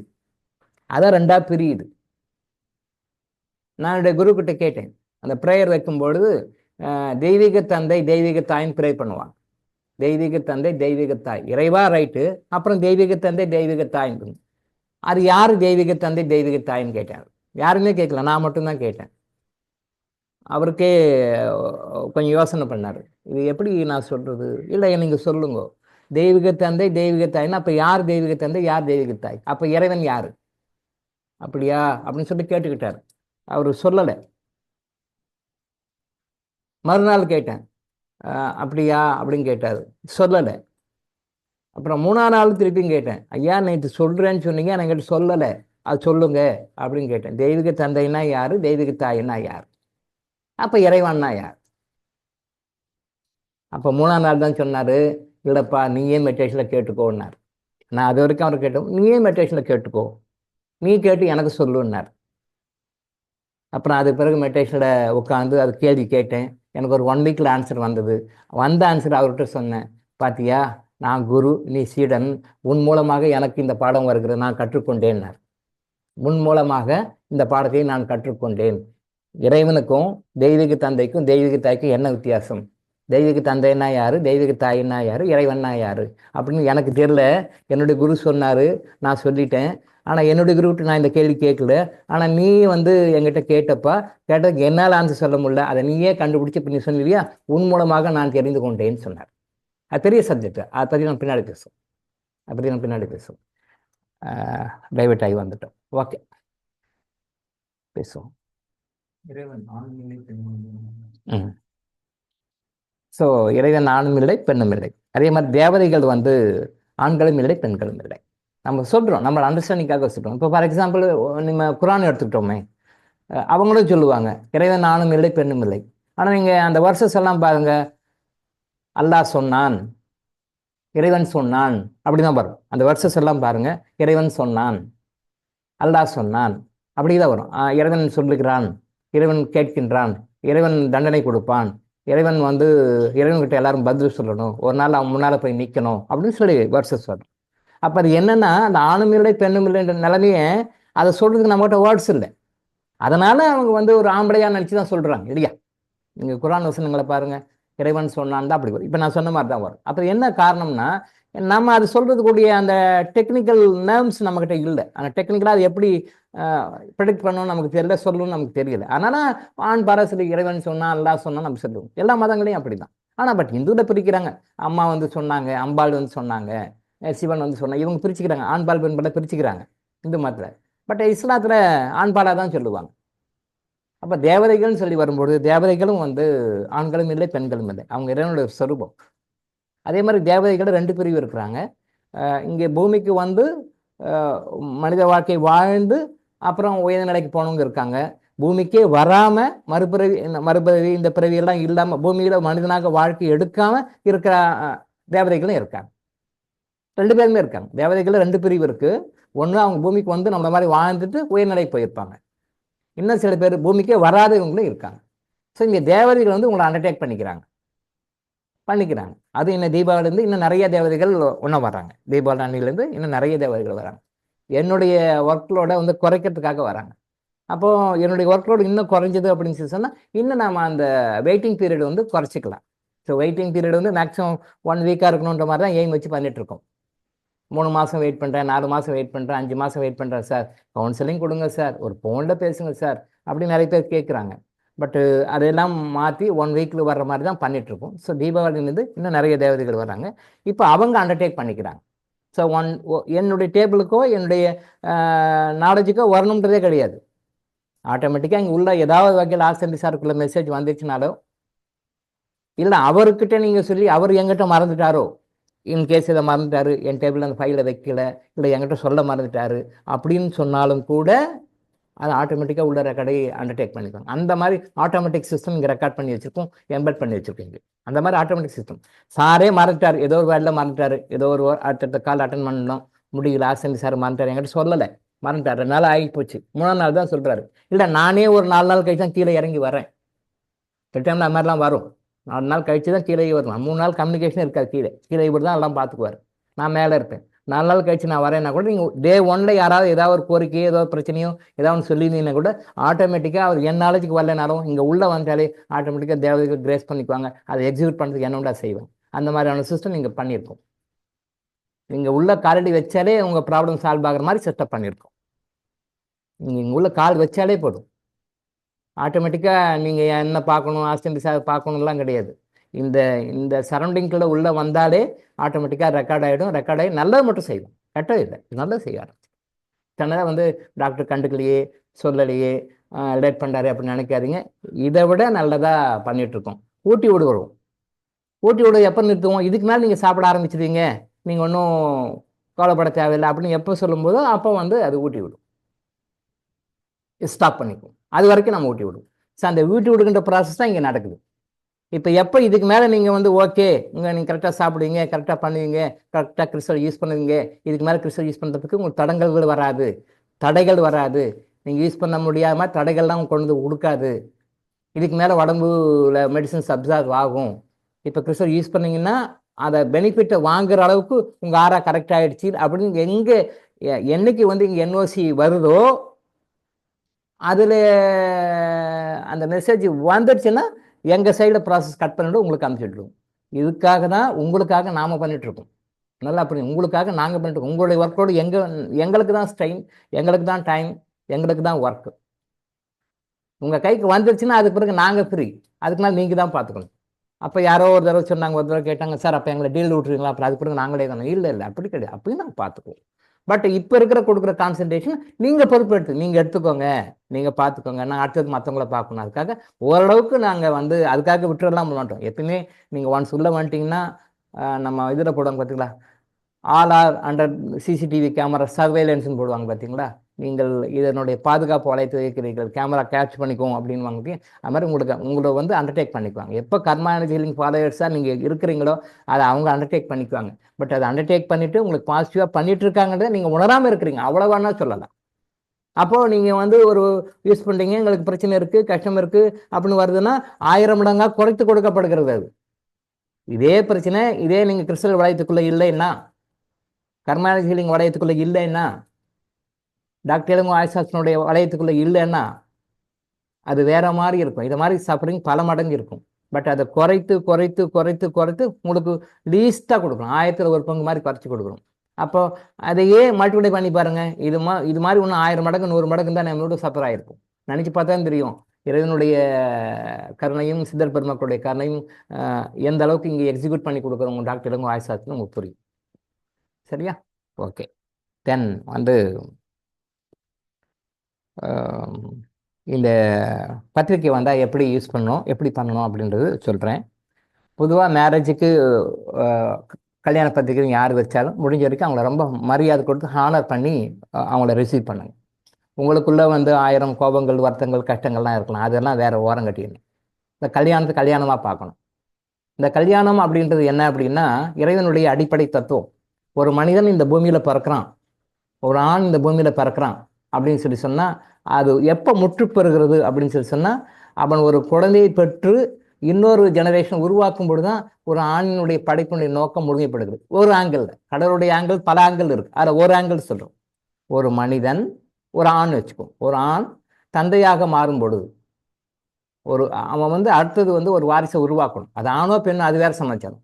அது ஆண் வாரிசு உருவாக்கினா என்ன கர்மா, பெண் வாரிசு உருவாக்கினா என்ன கர்மா, ஆண் வாரிசு இல்லைன்னா என்ன கர்மா, பெண் வாரிசு இல்லைன்னா என்ன கர்மான்னு அது ஒரு பெரிய சப்ஜெக்ட் இருக்குது. அது இப்போ போட்டு குழப்பிக்க வேண்டாம். அது நம்ம பின்னாடி பேசுவோம். இப்போ வேண்டாம். அது எல்லாமே போட்டால் உங்களுக்கு ரொம்ப கன்ஃபியூஸ் ஆகிடும். ஆனால் இப்போ வேண்டாம், அது பின்னாடி பேசுவோம். இப்போ என்ன பேசுவோம்? ஒரு ஆணாக இருந்தாலும் சரி, பெண்ணாக இருந்தாலும் சரி, ஒரு ஆண் வந்து ஒரு குழந்தையை பெற்றெடுத்து தந்தையாக மாறணும். அப்போ இறைவனுடைய படைப்புடைய சைக்கிள் வந்து முடியுது. ஒரு பெண் ஒரு குழந்தைக்கு தாயாக மாறணும். அப்போ அந்த படைப்பினுடைய நோக்கம் சைக்கிள் முடியுது. இப்போ இந்த பிறவிகளை ஆண் குழந்தை பெண் குழந்தை வேற சமாச்சாரம். சரியா? அது பின்னாடி பார்த்துக்கும். இப்போ ஒரு குழந்தையை பெற்றெடுக்க முடியாத ஒரு ஆண் இருக்கிறான் அப்படின்னு சொல்லிச்சுன்னா அது கடுமையான தோஷங்களை காட்டுகிறதுன்னு அர்த்தம். ஒரு பெண் வந்து குழந்தையை பெற்றெடுக்க முடியாத இருக்கிறாங்க இந்த பிறவியில் அப்படின்னா அது கடுமையான தோஷங்களை காட்டுகிறதுன்னு அர்த்தம். அப்போ இந்த பிறவியில அந்த கடுமையான தோஷங்களை சரிப்படுத்த நீக்கிடு. இறைவன் கொடுக்குற ஒரு வாய்ப்பு. உனக்கு குழந்தை இல்லை, உங்களுக்கு கடுமையான சாபங்கள் தோஷங்கள்லாம் இருக்கு, நெகட்டிவ் கர்மாஸ் நிறைய, அதை நியூட்ரலைஸ் பண்ணணும்னு நமக்கு இண்டிகேஷன் கொடுக்குற. உனக்கு குழந்தை இல்லை, இந்த கர்மா வந்து சரியான கர்மா வாங்கி வச்சிருக்க, பாரம்பரிய வாங்கி வச்சிருக்கேன், இதை நீ சரி பண்ணிக்கப்பா அப்படின்னு சொல்லி கடவுள் இண்டிகேஷன் கொடுக்குறாரு. அதை சரி பண்ணி கரெக்ட் பண்ணணும். குழந்தை இல்லை, ரைட், ஓகே, அப்படி போகக்கூடாது. அதை சரி பண்ணதுக்காக வாய்ப்பை நம்ம அதை வாய்ப்பா எடுத்து அது என்ன பண்ணணும், என்ன மாதிரி ரெமெடி பண்ணதுனால நமக்கு இந்த குழந்தை இல்லை, ஏன் குழந்தை இல்லாமல் நான் போச்சு அப்படின்றது அது பார்த்து பண்ணணும். டெஸ்ட் பேபியை போய் பார்த்துக்கிறது இல்லை, அது என்டையர்லி டிஃப்ரெண்ட். அதை பற்றி தனியாக பேசும். அது இப்போ இல்லை. டெஸ்ட் பேபி பண்ணுறது, ஐவிஎஃப், இதெல்லாம் வந்து இப்போ மாடர்னாக வந்திருக்கிற நெகட்டிவ் கர்மா சம்மந்தப்பட்ட விஷயம். அது பின்னாடி பேசும். இயற்கையாக குழந்தை பார்த்துக்கணும். ஒரு ஆணும் பெண்ணும் தாம்பத்திய உறவு கொண்டு அதன் மூலமாக கருவுற்று குழந்தை பிறக்கணும். அதான் முறை. அப்போ ஒரு ஆணும் பெண்ணும் தாம்பத்திய உறவு கொண்டு கருவுற்று ஒரு குழந்தைய அடுத்த ஜென்ரேஷன் ஒன்று உருவாக்கணும் அப்படின்னு சொல்லும்போது அப்போ ஒரு ஆணும் பெண்ணும் சேரணும். அப்போ ஆணும் பெண்ணும் சேர்ந்து தாம்பத்திய வாழணும் அப்படின்னா அது டிவைன் பிளான். அப்போ அந்த டிவைன் பிளானுக்காக என்ன பண்ணுறோம்? நம்ம சமுதாயத்தில் திருமணம் ஒன்று செய்கிறோம். ஏன் திருமணம் செய்கிறோம்? இந்த இறைவனுடைய பர்பஸை வந்து ஃபுல்ஃபில் பண்ணுறதுக்காக. இறைவனுடைய பர்பஸை, the purpose of creating this man or woman, அதை வந்து பர்பஸ் ஃபுல்ஃபில் பண்ணுறதுக்காக ஒரு ஆங்கிளில், நிறைய ஆங்கிள் இருக்குது, ஒரு ஆங்கிளை பற்றி சொல்கிறோம். ஒரு ஆங்கிளில் நம்ம மேரேஜ் பண்ணுறோம். ஸோ அது வந்து மஸ்ட். அப்போ திருமணம் ஆகாமல் கன்னிகாஸ்திரியாக இருக்கிறது, திருமணம் செய்து கொள்ளாமல் பிரம்மச்சாரியாக இருக்கிறது, against will of the God, against the will of the God. அது தப்பு. அது தப்பு எப்படின்னு நம்ம பின்னாடி சொல்லுவோம். நான் பிரம்மச்சாரியாக இருக்கிறேன், நான் திருமணம் செய்து கொள்ளாமல் வாழ்கிறேன், இறைவனை அடைகிறேன் அப்படின்றது தப்பு. 100% தப்பு. 95, 90 இல்லைங்க, 100% தப்பு. இதுக்காக நம்ம உதாரணங்கள்லாம் எடுத்துக்கலாம். இதில் இப்படி சொல்லிக்கிறாங்க, இது இப்படி சொல்லிக்கிறாங்க, இது நியாயமானதுன்னு சொன்னால் அது தப்புன்றதுக்கு நம்ம ப்ரூவ் பண்ணுவோம். பின்வரும் வகுப்புகளை ப்ரூவ் பண்ணுவோம். கன்னிகாஸ்திரியாக இருக்கிறாங்க, கிறிஸ்டின்ல அது மாதிரிலாம் மிஷன்லாம் இருக்காங்க, இவங்க இதில் போனால் மேரேஜ் பண்ணிக்க கூடாது, இதை மேரேஜ் பண்ணிக்காமல் இவங்க இப்படியே கன்னிகையாக இருக்க வேண்டும், கன்னியாக இருந்து திருமணம் செய்து கொள்ளாமல் வாழ வேண்டும். 100% தப்பு. தப்பு. எந்த மதம் சொன்னாலும் சரி, திருமணம் செய்து கொள்ளாமல் ஒரு பெண் வாழணும், அவங்க வாழ்ந்து இறைவனை அடையணும் அப்படின்னு நினச்சி எந்த மதத்தில் எந்த பிரிவு சொன்னாலும், அது இந்து மதமாக இருக்கட்டும், இஸ்லாமாக இருக்கட்டும், கிறிஸ்டியானிட்டியாக இருக்கட்டும், எந்த மதமாக இருந்தாலும் முழுக்க முழுக்க தவறு. 100% தவறு. 99லாம் கிடையாது, 100% தவறு. அது ஏன் தவறுன்னு நம்ம ப்ரூவ் பண்ணி சொல்லுவோம் பின்னாடி, பின்வகுப்புகளை சொல்லிக் கொடுக்கும். 4ஆம் கிளாஸ் 5ஆம் கிளாஸ் வரும்போது சொல்லிக் கொடுக்கும். இப்போ now you are in 1st standard, 4th standard 5th standard வரும்போது நம்ம சொல்லிக் கொடுத்தோம். அது அப்போ தான் உங்களுக்கும் புரியும், இப்போ புரியாது. ஸோ திருமணம்ன்றது மஸ்ட். நான் வந்து இந்த மதத்தில், இந்த அமைப்பில், இந்த ஆன்மீக அமைப்பில் இருக்கேன், நாங்களாம் கல்யாணம் பண்ணிக்க மாட்டோம், நாங்கள் ஒயிட் ட்ரெஸ் போட்டுட்டு இருப்போம் அப்படின்னு தான் சொல்கிறாங்க. அது தப்பு. அது பின்னால் என்னென்ன தப்பு நடக்குதுன்னு வேணால் எக்ஸாம்பிளாக நம்ம சொல்லிக் கொடுக்கலாம். அந்த ஆன்மீக அமைப்பின் பேரை சொல்லாமல் அங்கே என்னென்னலாம் நடக்குதுன்னு வேணால் நம்ம எக்ஸாம்பிளாக கோடிட்டு காட்டுவோம். எல்லா மதங்களையுமே இந்த மாதிரி நான் வந்து திருமணம் செய்து கொள்ளாமல் வாழ்வேன், இப்படி வாழ்வேன் அப்படின்னு சொல்லிட்டு வாழ்கிறாங்க இல்லையா, அந்த இதில் எங்கெங்கெல்லாம் என்ன தப்பு நடக்குதுன்னு சொல்லிட்டு அது நாகரிகமாக அதை ஓட்டி காட்டி உங்களுக்கு ப்ரூவ் பண்ணி கொடுக்குறோம், சொல்கிறோம், வித் எக்ஸாம்பிளோடு சொல்லி கொடுக்குறோம். அப்போது திருமண வாழ்க்கைன்றது ஒரு முக்கியமானது. கடவுளை அடைவதற்கான பல படிகளில் திருமணம் செய்து கொள்வதும் ஒன்று. கடவுளை அடைவதற்கான வழிகளில் திருமணம் செய்து கொள்வதும் ஒன்று. தாம்பத்திய உறவும் கண்டிப்பாக வேணும், இன்னொரு உயிரை வந்து பிறப்பிக்கணும், அதை வந்து முறையாக நாகரிகமாக அது திருமணம் என்ற ஒரு பந்தத்தில் ஒரு ஆணையும் பெண்ணை நினைத்து கொண்டு வரணும். இது அங்கீகரிக்கப்பட்ட ஒரு விஷயம். எல்லா சித்தர்களும் குடும்பஸ்தர்கள் தான், எல்லாருமே திருமணம் செய்து கொண்டு மனைவி மக்களோட வாழ்ந்தவங்க தான். எந்த சித்தருமே பிரம்மச்சாரியாக இருந்ததில்லை, எல்லாமே குடும்பத்தோடு வாழ்ந்தவங்க தான். அப்போ அவங்க கூட நம்ம என்ன லெசன் கற்றுக்கணும்? குடும்ப வாழ்க்கை சரியான முறை, தவறான முறை கிடையாது. சன்னியாச வாழ்க்கை தவறானது. அது சில காரணங்களுக்காக இருக்குது, அது நம்ம ஏன்று ப்ரூவ் பண்ணுவோம், சொல்லிக் கொடுப்போம். அது இந்த மதத்துலையும் இருக்குது, மற்ற மதங்களையும் இருக்குது. அது தவறுன்னு சொல்லி நம்ம ஆதாரபூர்வத்தோடு உங்களுக்கு ப்ரூவ் பண்ணணும். சும்மா ஏதோ வந்தோம் போனோம் பேசணும் இல்லை, தியரிட்டிக்கலாக இல்லை, ப்ராக்டிக்கலாகவே ஆதாரபூர்வத்தோடு உங்களுக்கு நான் அதை ப்ரூவ் பண்ணி சொல்லிக் கொடுக்குறேன். ஸோ திருமணம்ன்றது ரொம்ப முக்கியம். அந்த திருமணத்தை வந்து எப்படி பண்ணணுன்றது வந்து எல்லா மதங்களையும் ஒரு முறையாக சொல்லி ஃபாலோ பண்ணுறாங்க. இந்த மதங்களையும் ஒரு முறை இருக்குது. அதுலேயும் நிறைய செக்ட்ஸ் இருக்குது. ஒரு கம்யூனிட்டிலையும் ஒரு விதமாக திருமணத்தை கொண்டாடுவாங்க. ஒரு கம்யூனிட்டியில் நிறைய சடங்குகள் இருக்குது, நிறைய சாங்கியங்கள் இருக்குது, நிறைய பண்ணுவாங்க. பட் எல்லாத்துக்கு பின்னாடி ஒரு காரணம் இருக்குது, ஒரு உண்மை இருக்குன்றது யாருக்கும் தெரியாது. அவங்க சொன்னாங்க நானும் செஞ்சேன் அப்படின்னு சொல்லி பண்ணிட்டு நான் அடிக்கடி பல வகுப்புகளோடு சொல்லியிருக்கேன், பல வீடியோஸும் சொல்லியிருக்கேன். திருமணத்தின் போது எந்தெந்த மதமாக இருந்தாலும், எந்த இனமாக இருந்தாலும், அவங்க செய்கின்ற சடங்குகளுக்கு உண்டான உண்மையான காரணத்தை, அந்த உண்மையான தாத்பரியத்தை புரிஞ்சு கொண்டுக்கிட்டிங்கன்னா யாரும் டைவர்ஸும் கேட்க மாட்டீங்க, டைவர்ஸ் கொடுக்கவும் மாட்டீங்க, டைவர்ஸ் வாங்கவும் மாட்டீங்க, டைவர்ஸ் இந்த பேச்சே எடுக்க மாட்டீங்க. அது தெரியாதனால தான் டைவர்ஸ்ன்னு போகிறீங்க. சரியா?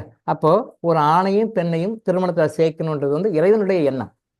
அப்போ ஒரு திருமணத்தை நீங்கள் போய் அட்டென்ட் பண்ணுறீங்க, திருமணத்தை போய் பிளஸ் பண்ணுறீங்க அப்படின்னு சொன்னால் கடவுளுடைய அருள் உங்களுக்கு கிடைக்கிறது. நீங்கள் திருமணத்தை போய் முறையாக நீங்கள் ஒரு தம்பதிகளை வாழ்த்திட்டு வந்தீங்க அப்படின்னு சொன்னால் உங்களுடைய செல்வ நிலை உயரும். யாருக்குமே தெரியாது, நம்ம தான் சொல்கிறோம், கருணாநிதினு தான் சொல்கிறோம். நீங்கள் திருமணத்துக்கு போயிட்டு முறையாக அந்த தம்பதிகளை நீங்கள் பிளஸ் பண்ணிட்டு வந்தீங்கன்னா உங்களுடைய செல்வாக்கு கூடும். யாருக்கும் தெரியல.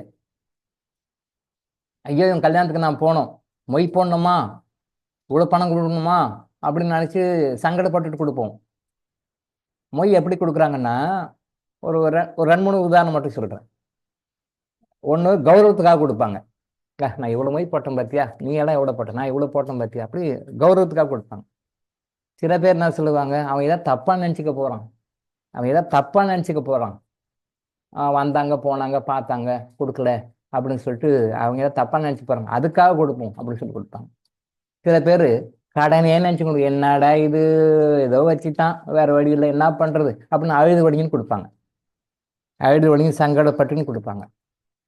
சில பேர் எப்படி கொடுப்பாங்க, இப்போ நம்ம கொடுப்போம், இவன் கல்யாணத்துக்கு பின்னாடி நம்ம வீட்டில் கல்யாணம் நடக்குது, அந்த கல்யாணத்துக்கு இவங்க ஒன்று கொடுத்துருவோம் அப்படின்னு சொல்லி டெம்பரரி கடனாக கொடுப்பாங்க. இன்னும் நிறைய மெத்தடில் கொடுக்குறாங்க. சும்மா பேச்சராக இப்போ ஒரு 2-3 விஷயம், ஏன்னா டைம் நம்ம கம்மி நேரம் தான் இருக்கிறதுனால அதுக்கு தகுந்த மாதிரி கொஞ்சம் மெசேஜ் கட் பண்ணிக்க வேண்டியதாக இருக்குது. சரி, இந்த மாதிரி நிறைய விஷயங்கள் கொடுப்பாங்க.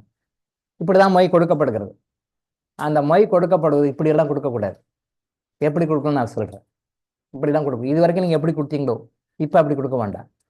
அதே மாதிரி ட்ரெஸ் பண்ணுவீங்க. இதுக்கு முன்னாடி எப்படி மேரேஜ் போவீங்க, அங்கே முகூர்த்தம் முடிஞ்சோ இல்லையோ எங்கேயோ தூரமாக தான் 4 அட்டை தூக்கி போட்டு அட்டு டைனிங் ஆர்டர் முதல் பிடிப்போம். பந்திக்கு முந்து படைக்கு பிந்து, பந்திக்கு முந்து படைக்கு பிந்து. நீங்கள் முகூர்த்தம் எப்படான்னு பார்த்துட்டு இருப்பாங்க. கரெக்டாக அப்படி போட்டுட்டு அடுத்த செகண்ட் 2-3 நிமிஷம் பண்ணி டைனிங் ஆர்டர் தான் ஃபஸ்ட் சீட் உட்காந்து ஃபஸ்ட்டோட உட்காந்துருப்பாங்க. எப்படா முடியும்னு பார்த்துருவாங்க. அப்படிலாம் பண்ணக்கூடாது. சாப்பாடு பார்த்துக்கலாம், நம்ம எப்பயும் சாப்பிட்டு தானே இருக்கிறோம், எப்பயும் சாப்பாடு சாப்பிட்டு தான் இருக்கிறோம். அன்றைக்கி ஒரு நாள் கொஞ்சம் லேட்டாக சாப்பிட்டா என்ன, அப்படியெல்லாம் உங்கள் வெரைட்டிலாம் குறைஞ்சிடாது. உங்களுக்கு அன்றைக்கி கடவுள் என்ன எழுதிக்கிறதோ அது கிடைக்கும். அதுக்காக போய் முந்தே தேவையில்லை. லேட்டாக போனால் சீட் கிடைக்காது, லேட்டாக போனால் இது கிடைக்காதுன்னு போய் முந்த தேவையில்லை. இன்னைக்கு அப்படி தான் பண்ணிட்டு இருக்காங்க. கௌரவத்துக்காக அந்தஸ்துக்காக கல்யாணத்துக்கு போகிறாங்க. கூப்பிட்டுட்டான் என்ன பண்ணுறது அப்படின்னுக்காக போகிறாங்க. நிறைய பேர் கூப்பிட்டுட்டான் போகிறான்னு தப்பாக நினைப்பாங்க. நாளைக்கு ஏதாவது சொல்லுவாங்க, பாத்தியா நான் பத்திரிக்கை வச்சேன் வந்தியா பாத்தியா அப்படின்னு சொல்லுவாங்க. அதுக்காக போகிறாங்க. இன்னைக்கு 99% ஆஃப் த பீப்புள் இப்படி தான் மேரேஜுக்கு போகிறாங்க. இப்போ நான் சொல்கிற வெரைட்டி தான் போகிறாங்க. நான் சொல்கிற பர்பஸ்க்காக போகிறவங்க யாருமே கிடையாது. அந்த பர்பஸ் என்ன, நம்ம கர்மேஜின்னு சொல்லி கொடுக்குறோம். ஸோ ஒரு மேரேஜுக்காக இன்வைட் பண்ணுறாங்க. அந்த இன்விடேஷன் வந்து உங்களுக்கு 1000 குறைகள் குற்றங்கள் எது இருந்தாலும் ஒரு மேரேஜுக்கு அவங்க வந்து பத்திரிக்கை கொடுங்க, வாங்கிக்கிங்க, சந்தோஷமாக வாங்கிக்கிங்க, ஹானர் பண்ணுங்க. அவங்கள வீட்டில் உட்காந்து அவங்களுக்கு என்ன கொடுக்கணுமோ கொடுங்க, காஃபியோ டீயோ வேறு என்ன கொடுக்கணும் உபச்சாரம் பண்ணி அந்த பத்திரிக்கையை வந்து அது கடவுளே உங்களுக்கு வந்து கொடுக்குற மாதிரி நினச்சி வாங்குங்க. பத்திரிக்கை அது தபால் வந்தாலும் சரி, மேலில் வந்து கொடுத்தாலும் சரி, அது கடவுளே வந்து உங்கள்கிட்ட கொடுக்குறாருன்ற மாதிரி வச்சுக்கணும். ஸோ நீங்கள் அவங்க வந்தாங்க, சொந்தக்காரங்க வந்தாங்க அப்படிலாம் பார்க்காதீங்க. பணக்காரங்க வந்தால் உபசரிக்கிறது, பணக்காரங்களாம் நான் கண்டுக்கிறது இல்லை, அப்படி பணத்தை வச்செல்லாம் மரியாதை கொடுக்காதீங்க. இந்த பத்திரிக்கை யார் கொண்டு வந்து கொடுத்தாலும் கடவுளே வந்து கொடுக்குறாருன்னு அர்த்தம். அந்த மேரேஜுக்கு முடிஞ்ச வரைக்கும் நேரில் போய் ப்ளஸ் பண்ணுங்க. அப்படி உங்களால் நேரில் போக முடியலையா பரவாயில்ல, டிஸ்டன்ஸ்லேருந்து எப்படி ப்ளஸ் பண்ணணும் நான் சொல்லி கொடுக்குறேன். இப்போ இந்த சகோதரி அனுப்பிச்சிருக்காங்க, கோயம்புத்தூருக்கு என்னால் போக முடியாது, அந்த ஃபங்க்ஷனில் என்னால் கலந்துக்க முடியாது. ஆனால் நான் நேரில் போய் அங்கே கலந்துக்கிட்டா அவங்க எவ்வளோ சந்தோஷப்படுவாங்களோ, அவங்க எவ்வளோ பிளஸ்ஸிங் வந்துருக்குன்னு நினைப்பாங்களோ, அது மாதிரி பல மடங்கு நம்ம இங்கேருந்து கொடுக்க முடியும். நல்லா புரிஞ்சுக்கோங்க. இந்த மேரேஜுக்கு நீங்கள் வாங்க, நான் ரூம் எல்லாம் போடுறேன், கண்டிப்பாக வந்து தங்கிட்டு ப்ளஸ் பண்ணிட்டு போகணுன்னு சொல்லி சொன்னாங்கன்னு ஆஸ்தந்தி சார் சொன்னார். சந்தோஷம், நல்லது. ஆனால் இப்போ என்னால் போக முடியாது. ஆனால் நான் அங்கே நேரில் போய் அங்கே தங்கியிருந்து மேரேஜுக்கு போய் ப்ளஸ் பண்ணிட்டு வந்தால் அவங்களுக்கு என்ன ஒரு சந்தோஷம் கிடைக்குமோ, ஆத்ம திருப்தி கிடைக்குமோ, பிளஸ்ஸிங் கிடைக்குமோ, அதை மாதிரி பல மடங்கு நம்ம இங்கேருந்து டிஸ்டன்ஸ் வந்து நம்மளால் கொடுக்க முடியும். கொடுத்துட்டேன், நான் ஏற்கனவே கொடுத்துட்டேன். பட் உங்களுடைய அண்டர்ஸ்டாண்டிங்காக நான் வந்து சொல்கிறேன். எனக்கு என்னைக்கு பத்திரிக்கை வந்ததோ நான் அன்றைக்கே மறுநாள் காலைல மெடிடேஷனில் அதை நான் கொடுத்து ப்ளஸ் பண்ணிட்டேன், எந்த சைட்லேருந்து முடிச்சுட்டேன்.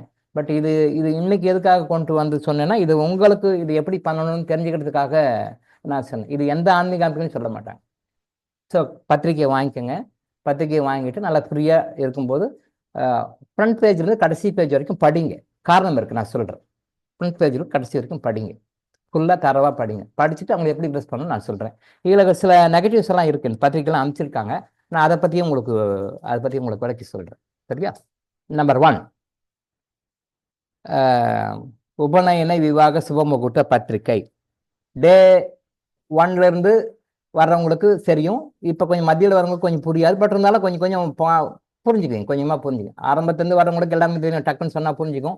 புதுசாக வரவங்களுக்கு என்னடா இது ஏதோ சொல்கிறாருன்னு மாதிரி இருக்கும். பட் கொஞ்சம் உட்காந்து அப்படியே கொஞ்சம் அப்சர்வ் பண்ணிங்கன்னா வந்துடுவீங்க. அதுக்காக டே 1 திருப்பி ஆரம்பிக்க முடியாது. அப்பப்போ அப்சர்வ் பண்ணி வந்துடலாம். சரியா?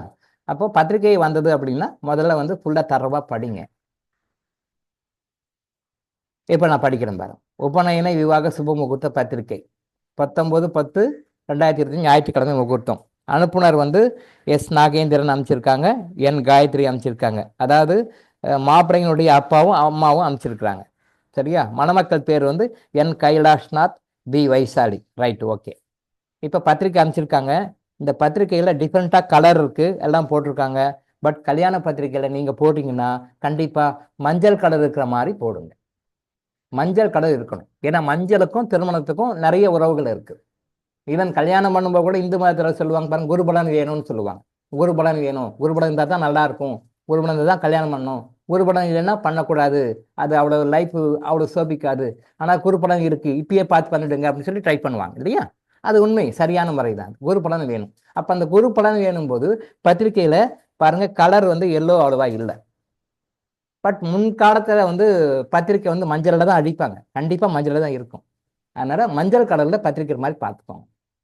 ரெண்டாவது, இது வந்து காஸ்ட்லியாக பண்ணியிருக்கிறாங்க, நல்லா பண்ணியிருக்காங்க. பட் இவ்வளோ காஸ்ட்லியாக பண்ணணுன்றது அவசியம் கிடையாது. ஜெயலலிதா அம்மா வந்து அவங்களுடைய வளர்ப்பு மகனுக்கு கல்யாணம் பண்ணாங்க. அப்போ பத்திரிக்கையெல்லாம் போட்டாங்க. அந்த பத்திரிக்கை எவ்வளோ விலை உயர்ந்ததுன்றது வந்து உங்களுக்கு தெரிஞ்சிருக்கும்னு நினைக்கிறேன். எத்தனை பேர் தெரியும் தெரியாது. ஆயிரக்கணக்கான மதிப்புள்ள பத்திரிக்கை. ஒரு பத்திரிக்கை மட்டும், ஒரே ஒரு பத்திரிக்கை மட்டும் எத்தனையோ ஆயிரம் போட்டிருந்தாங்க. அது சரியா ஞாபகத்துக்கு வரல எனக்கு. அந்த ஒரு பத்திரிகை மட்டுமே எத்தனையோ ஆயிரம் மதிப்புள்ள பத்திரிகை.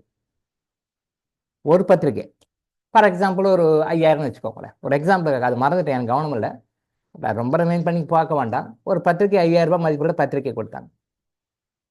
யாருமே அந்த மாதிரி கொடுக்கல. எனக்கு தெரிஞ்சு தமிழ்நாட்டில் யாரும் அவ்வளோ கிராண்டாக மேரேஜ் பண்ணலை. எனக்கு தெரிஞ்சு, எனக்கு உபரம் அறிந்து தமிழ்நாட்டில் யாரும் அவ்வளோ கிராண்டாக, ஜெயலலிதா அம்மா தான், சுதாகரன் அவர் பேர், சுதாகரனா, வளர்ப்பு மகன் சுதாகரன், பொண்ணு வந்து சிவாஜி கணேசனுடைய பேத்தி, கரெக்டுங்களா? சிவாஜி கணேசனுடைய பேத்தி.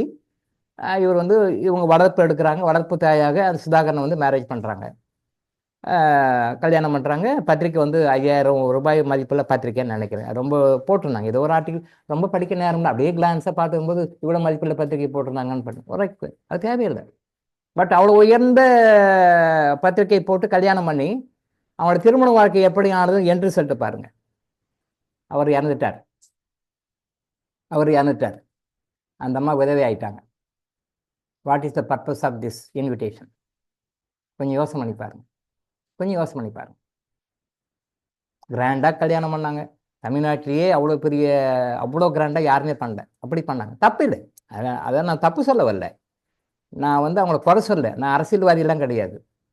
ஜெயலலிதா அம்மாவுக்கு வந்து நான் எதிர்ப்பாளரும் கிடையாது, ஆதரவாளரும் கிடையாது. அவங்க இந்த தமிழ்நாட்டினுடைய சீஃப் மினிஸ்டராக இருந்தாங்க. Right, okay. நான் வந்து ஒரு சிட்டிசன், அவ்வளோதான். நாம் அது கமெண்ட் எல்லாம் எதுவும் கொடுக்கல. நீங்கள் தயவு செஞ்சு அதிமுக சம்மந்தப்பட்டவங்களோ ஜெயலலிதா சம்மந்தப்பட்டவங்க தப்பாலாம் நினைக்க வேண்டாம். நான் அரசியலுக்கு அப்பாற்பட்டவன், நான் அதை பற்றி சொல்ல வரல. நான் வந்து லைஃப் பற்றி பேசுகிறேன். தயவு செஞ்சு திரும்பவும் சொல்கிறேன், அதிமுக சம்மந்தப்பட்டவங்களோ ஜெயலலிதாவுடைய ஆதரவாளர்களோ என்னை தப்பாக நினைக்க வேண்டாம். நான் அந்த சப்ஜெக்டுக்கே போகல. ஏன்னா நம்ம மக்கள் தப்பாக புரிஞ்சுப்பாங்கன்றனால சொல்கிறேன். நம்ம அதுக்கே தான் போல. நான் சொல்கிறது, எனக்கு உபரம் தெரிஞ்சு தமிழ்நாட்டில் அவ்வளோ கிராண்டாக மேரேஜ் யாரும் பண்ணதே இல்லை. பண்ணாங்க 5000 ரூபாய்க்கு மேலே, எனக்கு சரியாக தெரியல. அந்த மாதிரி பத்திரிக்கை வந்து கொடுத்து ரொம்ப கிராண்டாக மேரேஜ் பண்ணாங்கன்னு சொன்னாங்க. ஓகே. ஆனால் அவங்களுடைய திருமண வாழ்க்கை என்ன ஆனது? அவர் இறந்துட்டார். கொடுமையான விஷயம் இல்லையா? இறந்துட்டார். அந்த அம்மா விதவை ஆயிடுச்சு. அப்போ எவ்வளோ கிராண்டா பண்ணி அங்கே என்ன படம், என்ன அல்டிமேட் ரிசல்ட் என்ன? அவங்க நல்லா ஹாப்பியாக சந்தோஷம் வாழணுன்றது தானே. அப்போ அவங்க சந்தோஷமா நிம்மதியாக வாழ்ந்தாங்களா? இல்லையே. அந்த அம்மா கன்சிடப்படும்ல. சிவாஜி கணேசனுடைய பேத்தி, மகள் வயிற்று பேத்தின்னு நினைக்கிறேன், கரெக்டா? மகள் வயிற்று பேத்தி, சிவாஜி கணேசனுடைய மகளுடைய மகள்னு நினைக்கிறேன், மகள் வயிற்று பேத்தி. அந்த அம்மாவுக்கு அவ்வளோ மனசு வேதனை கஷ்டம் இருக்கும். சுதாகரன் அவர் இறந்துட்டார். Right, okay. இருந்தாலும் அவங்க குடும்பத்தில் அவங்க வருத்தம் வேதனை இருக்குமா இருக்காதா? அப்போ இந்த பத்திரிகை அடித்து என்ன பிரயோஜனம்? இவ்வளோ காஸ்ட்லியாக பத்திரிகை அடித்து என்ன பிரயோஜனம்? இவ்வளோ கிராண்டாக கல்யாணம் பண்ணி என்ன பிரயோஜனம்? உடனே பார்த்து வியக்கிற அளவுக்கு கல்யாணம் பண்ணி என்ன பிரயோஜனம்? What is the purpose? நம்ம இதை விட்டுறோம். இதைத்தான் பிடிங்கன்னு நான் சொல்லி கொடுக்குறோம். பர்பஸை பிடிங்க. அந்த சம்பந்தப்பட்ட கணவனும் மனைவியும் அவங்க சந்தோஷமா ஹாப்பியாக வாழணும், அதான் மேட்ருங்க. ஆனால் நம்ம இதை விட்டுட்டு மற்றதெல்லாம் பண்ணிட்டு இருக்கோம். இதை விட்டுட்டு மற்ற எல்லாமே பண்ணிட்டு இருக்கோம். இதை தவிர மற்ற எல்லாமே கான்செப்ட் பண்ணிக்கணும். தப்பு செய்யறோமா சரியா பண்றோம் சொல்லணும். விவசாயம் பண்ணிப்பாரு. ஓப்பன் போகிறதுக்கு டைம் இல்லை, அதுக்காக சொல்றேன். நான் தப்பு பண்றோம். எதை செய்யணும் எதை செய்யக்கூடாதுன்னு தெரியல, எப்படி பண்ணணும்னு தெரியல. பட் அந்த மாதிரி செலவு பண்ணாத சாதாரணமாக சிம்பிளாக ஒரு கோயிலையோ இல்லை சாதாரணமாக சிம்பிளாக கோயில் பண்ணவங்க வந்து அந்த மேரேஜ் பண்ணவங்க வந்து நல்லாவே இருக்காங்கல்ல. அப்போது அப்போ ஏற்பட்ட ஒரு பெரிய விஐபி ஃபேமிலி வந்து திருமண வாழ்க்கைன்ற விஷயத்தில் தோற்று போயிடுது. ஒரு சாதாரணமாக ஒரு கோயிலையோ சாதாரணமான ஒரு சிம்பிளாக ஒரு கல்யாணம் பண்ணுற மணமக்கள் இன்றைக்கும் நல்லா வாழ்ந்துட்டவங்க இருக்காங்க. அப்போ ரெண்டையும் கம்பேர் பண்ணி பாருங்க. அந்த மேரேஜ் ஃபெயிலியர் ஆயிடுச்சு, இந்த மேரேஜ் சக்ஸஸ் ஆயிடுச்சு. அப்போ எய்ம் வந்து நம்ம அந்த பந்தாவோ நம்ம கௌரவமோ அதெல்லாம் கிடையாது. அந்த மக்களை மணமக்கள் வாழ்வதற்கு நாம் என்ன பண்ணி கொடுக்கணும், கைடன்ஸ், அதுதான் முக்கியம். அதை விட்டுட்டு மற்றெல்லாம் பண்ணியிருக்கோம். Waste, total waste. அதான் நம்ம சொல்கிறோங்க. ஸோ பத்திரிக்கை வந்து முடிஞ்ச வரைக்கும் மஞ்சள் கலர் இருக்கிற மாதிரி பண்ணுங்க. இந்த மாதிரிலாம் கௌரவத்துக்காகலாம் பத்திரிக்கை அடிக்க வேண்டாம். எனக்கு அப்படி பேஷன் ஆகிப்போச்சு. பட் அப்படி பண்ண வேண்டாம். அடுத்தது படிங்க, எல்லாருமே படிங்க. நான் படிக்கிற மாதிரியே படிங்க பத்திரிக்கை. உங்களுக்கு எந்த பத்திரிக்கை வந்தாலும் இப்போ நம்ம எக்ஸாம்பிளாக படிப்போம். நான் சொல்கிறது அப்படியே கேளுங்க, நான் சொல்கிறது அப்படியே கேளுங்க. பிகாஸ் இது how to follow this karmic secrets ways, karmic secret ways to attract more and more blessing from the Almighty God through this invitation. அதை தான் நம்ம சொல்கிறோம். இந்த பத்திரிகையின் மூலமாக எல்லாம் வல்ல இறைவனுடைய அருளை எப்படி பெறுவது என்கின்ற சித்தர்களுடைய ரகசியங்களை உங்களுக்கு நான் சொல்லிக் கொடுக்குறேன், கற்றுக்கோங்க. உபநயன விவாக சுபமுகூர்த்த பத்திரிகை. மேலே என்ன போட்டிருக்காங்க, ஸ்ரீ வாசவி சகாயம். அடுத்தது இந்த பக்கம் ஸ்ரீ பச்சையம்மன் துணை. ஓகே. அன்புடையர் வணக்கம். நிகழும் மங்களகரமான விஸ்வாவசு வருடம் ஐப்பசி மாதம் 2ஆம் தேதி 19/10/2020 ஞாயிற்றுக்கிழமை கிருஷ்ணபட்சம் திரையோதசி திதியும் உத்திரம் நட்சத்திரம் அமிர்த யோகம் கூடிய சுபயோக சுபதினத்தில் சூரிய உதயாதி காலை 4:30 மணிக்கு மேல் 6 மணிக்குள் துலா லக்னத்தில் உபநயனமும் ததுயரி காலை 8:30 மணிக்கு மேல் 10:05 மணிக்குள் விருச்சிகலத்தில் சுபமுகூர்த்தம். Right, okay. இது நடக்குது. வேடச்சந்தூர் சிறு செட்டில் கோத்திரம். இந்த கோத்திரம் சொல்லி வரும்பொழுது அது ஏன் கோத்திரம், எதுக்காக கோத்திரம் மருந்து பெண்ணை எடுன்னு ஒரு பழமொழி இருக்கு. பாத்திரம் மருந்து பிச்சை இடு, பாத்திரம் மருந்து பிச்சை இடு, கோத்திரம் மருந்து தென்னை எடுன்னு ஒரு பழமொழி இருக்கு. அது சரியான பழமொழி தான். பாத்திரம் மருந்து தான் பிச்சை போடணும். நீங்கள் பாட்டுக்கு உங்கள் கையில் இருக்குன்னு போட்டக்கூடாது, அவங்க கேட்குறவங்களுக்காக போட்டக்கூடாது. இதை பற்றி சேரிட்டி பற்றி பேசும்போது இதை பற்றி நான் ரெஃபர் பண்ணி பேசுவோம். சேரிட்டி பற்றி ஒன்றும் பேசுவோம். சேரிட்டி பேசும்போது இதை பற்றி பாத்திரம் மருந்து பிச்சை இடு, எந்த பாத்திரத்துக்கு எவ்வளோ பிச்சை போடணும், எந்த பாத்திரத்துக்கு பிச்சை போடக்கூடாது, எந்த பாத்திரத்துக்கு கொஞ்சம் நிறைய போடணும், எதில் நிறைய போடணும், எதில் கம்மியாக போடணும், எதில் போடவே கூடாது அப்படின்னு ஒரு கணக்கு இருக்குது. அதனால தான் பாத்திரம் மருந்து பிச்சை இடு அப்படின்னு சொன்னாங்க. கோத்திரம் மருந்து பெண்ணை எடுன்னு சொன்னாங்க. கோத்திரம் மருந்து பெண்ணை எடுன்னு சொல்றதுக்கு காரணம் இருக்குது. இன்னொரு வகுப்புகள் நாம் சொல்லுவோம். இப்போதைக்கு நம்ம இது வரைக்கும் பார்த்துக்குவோம். ஸோ சிறு செட்டில் கோத்திரம் தெய்வ திரு பி சீனிவாசன் செட்டியார், தெய்வ திரு எஸ் சாந்தாம்மாள் அவர்களின் பௌத்திரனம். திருச்சி ஆர் ஜனார்தன் செட்டியார், தெய்வ திரு ஜே சுபாஷினி அவர்களின் தௌத்திரனம். Right, okay. இங்கே பௌத்திரன் தௌத்திரன் அப்படின்னு சொல்லி சொன்னால் மேலே சொல்லியிருக்கிறவங்க வந்து மகன் வயிற்று பேரன். இவர் வந்து கைலாஷ்நாத் வந்து அப்போது அப்பா வகையில் இவங்க தாத்தா பாட்டி, அப்பா வகையில் இவங்க தாத்தா பாட்டி. அடுத்தது அம்மா வகையில் தாத்தா பாட்டி, தௌகித்திரன் அப்படி சொல்லுவோம். அம்மா வகையில் தாத்தா பாட்டி நம்ம பல வகையில் சொல்லியிருக்கிறோம். நம்முடைய ஜெனரேஷனில் அம்மா வகையில் 7 தலைமுறை தாத்தா பாட்டி, அப்பா வகையில் 7 தலைமுறை தாத்தா பாட்டி. அவங்களுடைய ஜீன் நம்ம உடம்புல வேலை செய்யும். அதுதான் நம்முடைய லைஃப்பில் நன்மைகளையும் தீமைகளையும் சந்தோஷங்களையும் துக்கங்களையும் கொடுக்கறதுன்னு சொல்லியிருக்கோம். அப்போது இதை வந்து 7 தலைமுறை மென்ஷன் பண்ண முடியாது, இடம் இல்லை. 7 தலைமுறை டீட்டெயில் தெரியாதனால ஒரு தலைமுறை மட்டும் போடுறாங்க. அப்போ இதை நல்லா நோட் பண்ணிக்கோங்க. அப்பா தலைமுறை மட்டுமே இல்லை, பௌத்திரனும் இங்கே தௌத்திரனும். அம்மா வகையில் இருக்கிற தாத்தா பாட்டியும் உங்கள் ஜீனில் வராங்க, அவங்களுடைய நல்ல கட்டு உங்களுக்கு வருதுன்னு மறைமுகமாக இங்கே சொல்கிறாங்க. அதை புரிஞ்சுக்கணும். ஆனால் இது ஏன் போடணும் அவங்களை கேட்டு பாருங்க, யாருக்கும் தெரியாது. சொல்லுவாங்க சார், இப்படி போடுவாங்க சார், அதனால தான் சார் நானும் போட்டேன், எல்லாரும் போட்டாங்க நானும் போட்டேன் சார். ஏன் இங்கே தௌத்திரனை கொண்டு வரணும்? பௌத்திரன் தான் பெரும்பாலும் போடுவாங்க, தௌத்திரனை போட மாட்டாங்க. ஆனால் தௌத்திரன் இங்கே போட்டிருக்காங்க. சில பத்திரிகைகளில் பௌத்திரனோட விட்டுருவாங்க, அப்பா வகையில் தாத்தா பாட்டியோட விட்டுருவாங்க, அம்மா வகையில் தாத்தா பாட்டி விட்டுருவாங்க. அது பெருசாக போட மாட்டாங்க. பட் இவங்க போட்டிருக்காங்க. This is the correct method. This the correct method. ஏன்னா கைலாஷ்நாதனுடைய பாடியில் அவங்களுடைய அப்பா வகையில் இருக்கிற தாத்தா பாட்டினுடைய ஜீன் மட்டும் இல்லை, அம்மா வகையில் இருக்கிற தாத்தா பாட்டினுடைய ஜீனும் இருக்கு. ஸோ இந்த பர்டிகுலர் இவங்க போட்டிருக்காங்க, இது கரெக்ட், அப்சல்யூட்டாக கரெக்ட், சரியான முறை. சில பேர் பெரும்பாலும் அப்பா வகையில் தாத்தா பாட்டி இன்னாருடைய பேரம் பேத்தின்னு மட்டும் போடுவாங்க, அம்மா வகையை பற்றி எடுக்க மாட்டாங்க. பட் ரெண்டு பேருமே போட்டிருக்காங்க, கரெக்ட் வே போடணும். மகராஜ் ஸ்ரீ எஸ் நாகேந்திரன் செட்டியார், திருமதி என் காயத்ரி தம்பதிகள், குமாரன் சிரஞ்சீவி, என் கைலாஷ்நாத் என்கின்ற வர்ணக்கு. அதே மாதிரி அந்த மணப்பெண்ணுடைய தாத்தா பாட்டி அம்மா வகையில் தாத்தா பாட்டி, அம்மா வகையில் தாத்தா பாட்டி, ரெண்டு வகையிலுமே போட்டிருக்காங்க, கரெக்ட் வே. ஒத்தலகுண்டு தெய்வத்திரு ஜி ரங்கநாதன் செட்டியார், தெய்வத்திரு பர்வதவர்த்தினி ஆகியோரின் பௌத்திரியும் அப்பா வகையில் தாத்தா பாட்டி. அடுத்தது கோவை கே கிருஷ்ணமூர்த்தி செட்டியார், தெய்வத்திரு கே கிருஷ்ணகுமார் ஆகியோரின் தௌத்திரியும் அம்மா வகையில் தாத்தா பாட்டி. அடுத்தது இவங்க வர்றாங்க, கோவை மகராஜ் ஸ்ரீ ஆர் பால பட்டாபிராமன், திருமதி பி வள்ளி தம்பதிகளுக்கு ஸ்ரீமத் புண்ணியகுமாரி. மேலே வந்து குமாரன் சிரஞ்சீவி என் கைலாஷ்நாத், இங்கே ஸ்ரீமத் புண்ணியகுமாரி பி வைசாலி என்கின்ற வைசிய கன்னிகையை நாங்கள் பிஸ்னஸ் பீப்புள்னு சொல்கிறாங்க. ஓகே, வைசிய கன்னிகையை சாலங்கிருத கன்னிகாதானம் செய்து கொள்வதாய் பெரியோர்களின் ஆசீர்வாதத்துடன் மேற்படி சுபமுகூர்த்தம் கோயம்புத்தூர். இந்த இடத்துல பெரியோர்களின் ஆசீர்வாதமெல்லாம் ஒர்க் அவுட் ஆகாது, அது வேஸ்ட்டு. இங்கே இறைவனின் ஆசீர்வாதத்துடன் போட்டிருக்கணும். பெரியோர்கள்லாம் அது சொல்லிக்கிற மாதிரி அதை பற்றி சொன்னால் நல்லா இருக்காது. எல்லாருக்குமே அப்படி இருக்க மாட்டாங்க பெரியோர்கள், சரியா? ஆனால் பெரியோர்களும் இங்கே போட்டுக்கக்கூடாது. இந்த இடத்துல என்ன போடணும், கன்னிகாதானம் செய்து கொள்வதாய் இறைவனின் ஆசீர்வாதத்துடன்.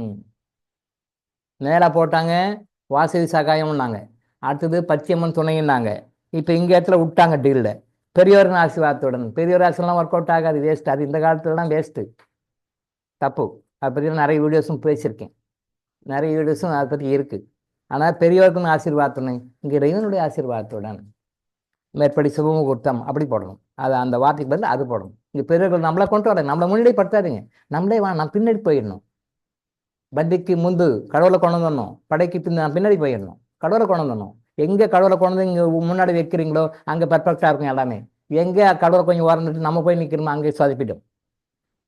திரும்பவும் சொல்கிறேன், எங்கே கடவுளை முன்னாடி நிற்கிறீங்களோ அங்கே அது செழிக்கும். எங்கே கடவுளை கொஞ்சம் ஓரங்கிட்டு நான் போய் நிற்கிறீங்க அங்கே அது சொதப்பிடும், பார்த்துக்கோங்க.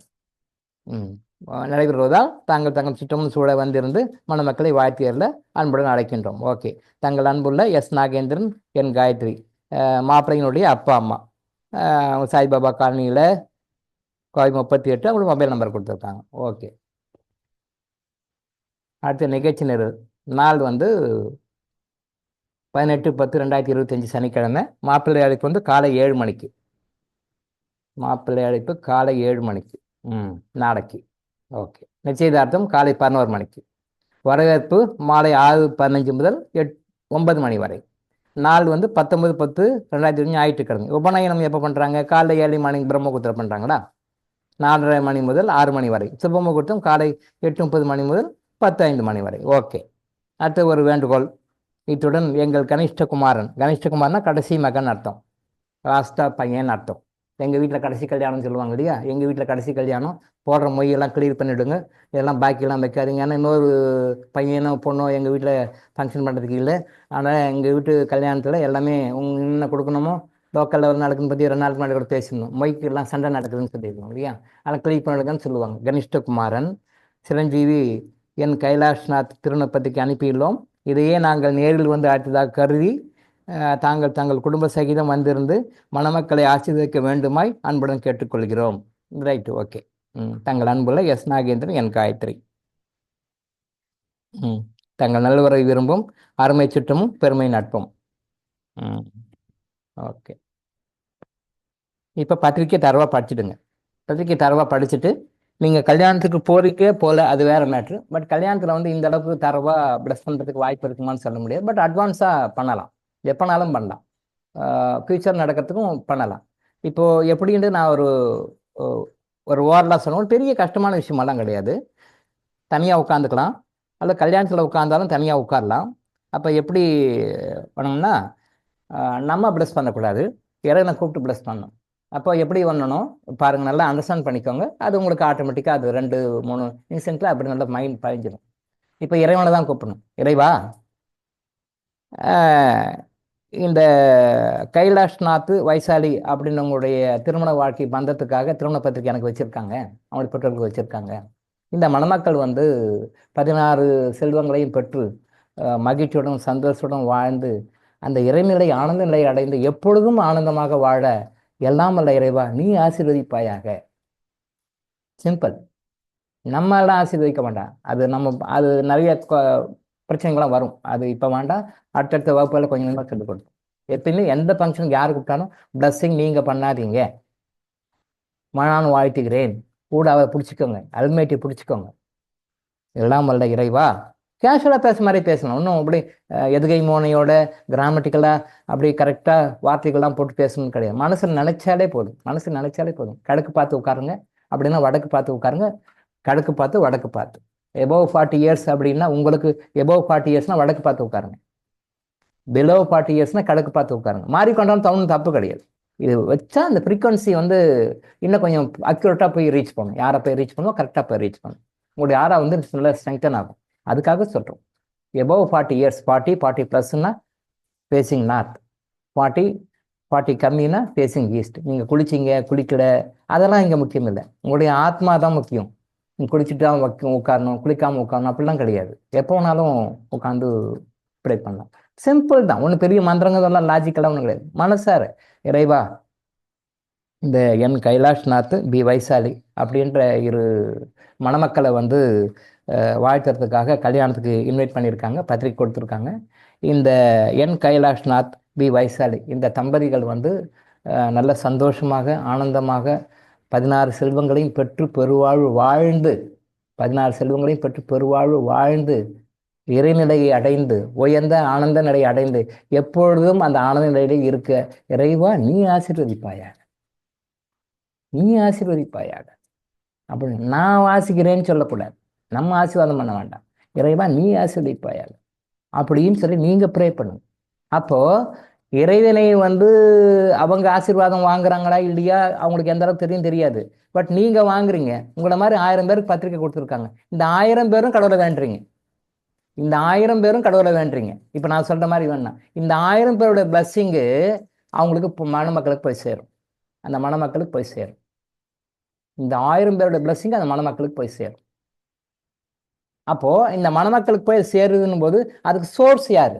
அது மெயின் சோர்ஸ் யார்? நீங்கள் தான். அப்போது அப்படியே திருப்பி ரிவர்ஸ் வரும். இந்த மணமக்களை இறைவன் துணையோடு இறைவனுடைய அருளோடு வாழ்வதற்காக நீங்கள் வாழ்த்தும் பொழுது அந்த வாழ்த்துக்குரிய அந்த உண்மையான ரிட்டர்ன் கிஃப்ட்டு, அந்த வாழ்க்கைக்கு உண்மையான ரிட்டர்ன் கிஃப்ட்டு இறைவன் கிட்ட உங்களுக்கு கிடைக்கும். கண்டிப்பாக கிடைக்கும். நம்பர் 1, உங்களுடைய ஃபைனான்சியல் பொசிஷன் இன்க்ரீஸ் ஆகும். சேலஞ்ச் பண்ணி சொல்லலாம். இந்த மாதிரி பிளஸ்ஸிங் பண்ணி ஒரு 4 கல்யாணம் அட்டன் பண்ணி பாருங்கள்.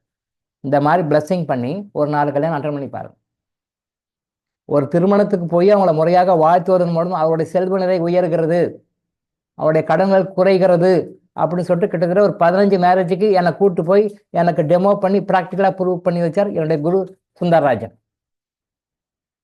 கிட்டத்தட்ட 15 மேரேஜுக்கு போயிட்டு ப்ளஸ் பண்ணி அந்த ப்ளஸ் பண்ணுறதுனால யாருக்கெல்லாம் அந்த நன்மைகள் கிடைக்குது, நிறைய நன்மைகள் கிடைக்குது. ப்ளஸ் ஃபைனான்சியலாக அவங்களுக்கு வந்து வருமானம் அதிகரிக்குது, தேவையற்ற செலவுகள் குறையுது, ஃபைனான்சியலாக அவங்களுக்கு ஒரு திருப்தி சந்தோஷம் ஆனந்தம் கிடைக்குது, ஃபைனான்சியலாக அவங்களுக்கு ஒரு இம்ப்ரூவ்மெண்ட் இருக்குது அப்படிங்கிறது ஒரு 15 மேரேஜில் என்னை டைரெக்டாக கூப்பிட்டு போய் டெமோ பண்ணி எனக்கு அது எக்ஸ்பிளைன் பண்ணி அது ப்ரூவ் பண்ணார் சுந்தரராஜன் குரு. உண்மை ஆச்சரியமா இருந்து இப்படி கூடவா நடக்கும். எஸ், நடந்தது உண்மை. அவங்க எனக்கு கல்யாண பத்திரிக்கை வச்சாங்க. சரி நான் போனேன் கூட. இவங்க லண்டன் வந்தார். சரி வாங்கய்யா நீங்களும் போகலான்னு. சரி வரேன், நானும் வந்தார். மண்டபத்துக்குள்ளே நுழையும் போது லவ் மேரேஜ்னாரு. எனக்கே தெரியாது. அவங்க பத்திரிக்கை வச்சாங்க, நான் போகிறேன் ரிசீவ் பண்ணாங்க, வாங்க சார்னாங்க. போனேன். ஏன்னா பெரும்பாலும் நான் ஃபங்க்ஷனுக்கு நிறைய போக மாட்டேன். வீட்டில் யாராவது அனுப்பிச்சுட்டு எனக்கு போக டைம் இல்லை. பட் அன்னைக்கு வந்து போகணும்னு தோணுச்சு. அதுவும் கூட இவரையும் கூப்பிட்டு போகணும்னு தோணுச்சு. வாங்கன்னு போனோம். போயிட்டு கார்லேருந்து இறங்குனே அவங்க எதிர்பார்க்கவே இல்லை. ஏன்னா எங்கள் வீட்டிலலாம் வருவாங்க எதிர்பார்த்தாங்க, நான் வரது எதிர்பார்க்கவே இல்லை. அவங்க பெரிய ஆச்சரியம். சரி வாங்க சார். அந்த மணமக்களை பார்த்த உடனே சொன்னார், இது லவ் மேரேஜ் ஆச்சே அப்படின்னாரு. அது எனக்கே தெரியும், சொல்லி தான் தெரியும். ஓ லவ் மேரேஜா, ஓகே ரைட். அடுத்த வார்த்தை சொல்கிறாரு, இவங்க நல்லா சந்தோஷமாக ஹாப்பியாக இருப்பாங்க. அதையும் சொல்கிறார். அதே மாதிரி அது இன்னைக்கு வரைக்கும் அது உண்மை தான், லவ் மேரேஜ் தான். பட் அது நல்லா சந்தோஷமாக விட்டு கொடுத்து வாழ்றாங்க. ஆனால் உடனே எல்லாம் லவ் மேரேஜும் சிறப்புன்னு எடுத்துக்காதீங்க. லவ் மேரேஜ் 100ல் 1 தான். லவ் மேரேஜ் 100ல் 1 தான் சக்ஸஸ் ஆகும், ஹாப்பியாக இருக்கும். உடனே லவ் மேரேஜுக்கு வக்காலத்து வாங்குறாரு டாக்டர் நினச்சிங்க. நான் எப்பவுமே பெரியவங்க பார்த்து பண்ணுற மேரேஜ் தான் சிறப்புன்னு நான் சொல்லக்கூடிய, நான் அந்த கட்சி. லவ் மேரேஜ் தப்பு, தவறு, அது வேண்டான்னு சொல்கிற கட்சி நான். அப்போ அந்த மேரேஜுக்கு போகும்பொழுது அந்த மணமக்கள் வாழ்றாங்கன்னா அது எக்ஸெப்ஷன் கேஸ். லவ் மேரேஜ் பண்ணிட்டாங்க, அவங்க லவ் மேரேஜ் பண்ணிவிட்டு அவங்க கல்யாணம் பண்ணிக்கிறாங்க, அவங்களோட வாழ்க்கை நல்லாயிருக்கும். அது வந்து 100ல் 1 கேஸ் எக்ஸெப்ஷன் கேஸ். அந்த கேஸு குரு சொன்னார். அதனால் வந்து லவ் மேரேஜ் வந்து முடிஞ்ச வரைக்கும் அவாய்ட் பண்ணுங்க. நீங்கள் லவ்னு பார்க்குறதுலாம் லவ் இல்லை, அது வேறு. பட் அரேஞ்ச் மேரேஜ் தான் பெஸ்ட், பெரியவங்க பார்த்துக்கிறது தான் பெஸ்ட். லவ் மேரேஜில் சக்ஸஸ் 1, அரேஞ்ச் மேரேஜ் சக்ஸஸ் 99%. அதனால் ஒரு ஃபெயிலர் ஆகுறதுக்காக ஒட்டுமொத்த குறை சொல்லக்கூடாது. ஸோ லவ் மேரேஜில் ஃபெயிலர் வந்து 19 ஆகும், 1 சக்ஸஸ் ஆகும். அரேஞ்ச் மேரேஜில் 1 ஃபெயிலர் ஆகும், 99% சக்ஸஸ் ஆகும். பட் இப்போ நடக்கிற அரேஞ்ச் மேரேஜில் நிறைய டைவர்ஸ் ஆகுது. அதுக்கு என்ன காரணம்னா நம்ம சைடில் தப்பு. அது என்னன்னு பின்வருவப்போ நம்ம சொல்லுவோம். நம்ம என்ன தப்பு பண்ணுறோம், அதனால் ஃபெயிலர் ஆகுது. தப்பு நம்ம சைடில் சொல்லிக் கொடுப்போம். ஸோ இந்த மணமக்களை வந்து வாழ்த்துறோம். எப்படி வாழணும், இந்த பத்திரிக்கை வந்து வச்சுருக்காங்க. திரு என் கைலாஷ்நாத், பி வைசாலி, இந்த தம்பதிகளுக்காக பத்திரிக்கை வச்சுருக்காங்க. இந்த மணமக்கள் வந்து நல்ல சந்தோஷமாக, நிம்மதியாக, ஆனந்தமாக வாழ்ந்து, உங்கள் வாயில் என்ன வருதோ அதை சொல்லுங்கள், மனசார சொல்லுங்கள். வாழ்ந்து 16 செல்வங்களையும் பெற்று பெருவாழ்வு வாழ்ந்து ஆனந்தமான இறைநிலை அடைந்து, ஆனந்தமான இறைநிலை எப்பயுமே அந்த ஆனந்த நிலையில் அவங்க வாழ இறைவா நீ ஆசீர்வதிப்பாயா அப்படின்னு சொல்லி ப்ரே பண்ணுங்க. 2 உழைக்கல 2 மாங்கன்னு சொல்லியா, உங்களுடைய ஆசீர்வாதம் அவங்களுக்கும் போகும், என்னுடைய ஆசீர்வாதம் உங்களுக்கும் வரும். இறைவன் அவங்களையும் ஆசீர்வாதம், உங்களையும் ஆசீர்வாதம். நமக்கு நிறைய நன்மைகள். முறையாக இப்படி தான் பண்ணணும். சரி, அதே மாதிரி இதை வந்து மைண்டில் வச்சுக்கோங்க. பத்திரிக்கை வந்தோம், இது ஒரு செட் முடிச்சிருங்க வீட்லேயே. அதுக்கு பிறகு கல்யாணத்துக்கு போனீங்கன்னா கல்யாணத்தில் போயிட்டு ஏதாவது ஒரு ஓரமாக அந்த முகூர்த்தம் நடக்கும்போது ஏதாவது ஒரு இடத்துல நீங்கள் அமைதியாக உட்காந்து இதை மனசார நினைங்க. மனசார நினைக்கணும், திங்க் பண்ணிட்டு அப்புறம் அது பிறகு அந்த அச்சதையை போடணும். அந்த போடும் இந்த ப்ரே பண்ணாது எல்லாரும் கடமைக்காக உட்காந்து அந்த கதை பேசி இந்த கதை பேசி ஊர் கதையெல்லாம் பேசிட்டு அப்புறம் கெட்டி மேலே ஆட்டிங்க உடனே தூக்கி போட்டு போகாதீங்க. அது ப்ராசஸ் அப்படி பண்ணாதீங்க, தப்பு அப்படி பண்ணாதீங்க. இந்த மாதிரி நீங்கள் முறையாக உட்காந்து முறையாக அந்த 5 நிமிஷம், இது செகண்ட் டைம் பண்ணுறீங்க. பத்திரிக்கை வந்ததுமே ஒரு டைம் பண்ணிடணும் வீட்டில். அப்புறம் மேரேஜ் அப்போ நீங்கள் போனீங்கன்னா அப்போது போகும்போது இதை வந்து கரெக்டாக முறையாக மனசில் ஒரு பிரார்த்தனை பண்ணிவிட்டு, ஏற்கனவே பண்ணிட்டு மேலே திருப்பி இன்னொரு பண்ணிவிட்டு நீங்கள் போடுங்க, அர்ச்சனை பண்ணிட்டு வாங்க. சாப்பாடு அப்புறம் முதல்ல ப்ரெஸ் பண்ணிட்டு வாங்க. அதே மாதிரி கல்யாணத்தில் போடணுன்னாலும் முகூர்த்த மேடை வந்து கிட்டத்தட்ட ஒரு 50 அடிக்கு அந்த பக்கம் இருக்கும். இவங்க 50 அடிக்கு பின்னால் 40-50 ரூபா கழிச்சு இங்கேயே போட்டுருவாங்க. அப்படி போடக்கூடாது. அங்கே பக்கம் போய் கிட்ட போய் நெருங்கி அதை மேலே அவங்க ஆறாக்குள்ளே படுற மாதிரி அவங்க மேலே போடணும். அவங்க ஆறாக்குள்ளே படுற மாதிரி போட்ட போது உங்களுக்கு தெரியும். ஆறானா தெரியும். ஆறானா அவங்களை சுற்றி ஒரு 6 அடி அப்ராக்சிமேட்டாக. It will vary from person to person. Time to time கூட மாறும். பர்சன் டு பர்சன் இருந்தோட இல்லாமல் டைம் டு டைம் மாறும். அப்போ நீங்கள் வந்து அவங்க கிட்ட போய் மணமேடையில் ஏறி மணமேடையில் பக்கத்தில் தான் போடணும்னு அவசியம் கிடையாது. அப்படியும் போடலாம், வாய்ப்பு இருந்தால் போடலாம். அப்படி இல்லைன்னா பரவாயில்ல, தப்பு இல்லை. 6 அடி டிஸ்டன்ஸ் இருக்கான்னு பார்த்துக்கோங்க. அவங்களுக்கும் அந்த பொண்ணு மாப்பிளைக்கும் உங்களுக்கும் 6 அடி டிஸ்டன்ஸ் இருக்கான்னு சொல்லி பார்த்துங்க. அந்த 6 டிஸ்டன்ஸில் கூட நீங்கள் இருந்து அந்த அச்சடி உள்ளே போட்டு அந்த 6ஆக்குள்ளே போயிட்டாலே போதும், அதை அப்சர்வ் பண்ணிக்கும். இங்கே இருந்தெல்லாம் போடாதீங்க. நான் நிறைய மேரேஜில் பார்த்துக்கோங்க, இங்கே இந்த இடத்துல போட்டு போயிடுவாங்க. இது அவங்களுக்கு இவங்களுக்கு கிட்ட ஒரு 100 அடி இருக்கும். அது எப்படி? அது வேற டெக்னிக் இருக்குது. அந்த டெக்னிக் உங்களுக்கு தெரியாது. அது வேற மெத்தட் இருக்குது. அதெல்லாம் நீங்கள் உங்களுக்கு தெரியாதனால நம்ம சொல்கிறோம். அவங்ககிட்ட இருந்து ஒரு 6 அடிக்குள்ளே போயிட்டு அங்கேருந்து தூரமாக போடுங்க. அந்த 6ஆவுக்குள்ளே அந்த அச்சதை போயிட்டா கூட அது போயிடும். அந்த 6ஆவுக்குள்ளே அந்த அச்சதை கையில் வச்சுக்கணும். கையில் 2 கையில் வச்சு ப்ளே பண்ணணும். சும்மா இப்படி கையில் வாங்கி இப்படிலாம் போடக்கூடாது. இப்படி வாங்கி இப்படி போடணும். அதை இப்படி கையில் வாங்கி அந்த அச்சை வச்சு கையில் இப்படி நம்ம செரமனிஸ் எல்லாம் பண்ணுவோம் பார்த்தீங்களா? வீட்டிலலாம் பண்ணும்போது ஐயர் சொல்லுவார், கையில் இப்படி வச்சுக்கோங்க அப்படி சொல்லுவார். கையில் இப்படி வச்சுக்கோங்க சொல்லுவார். பார்த்துருக்கீங்களா? உங்கள் வீட்டில் கூட செஞ்சுருக்கீங்க ஃபங்க்ஷன்லாம்.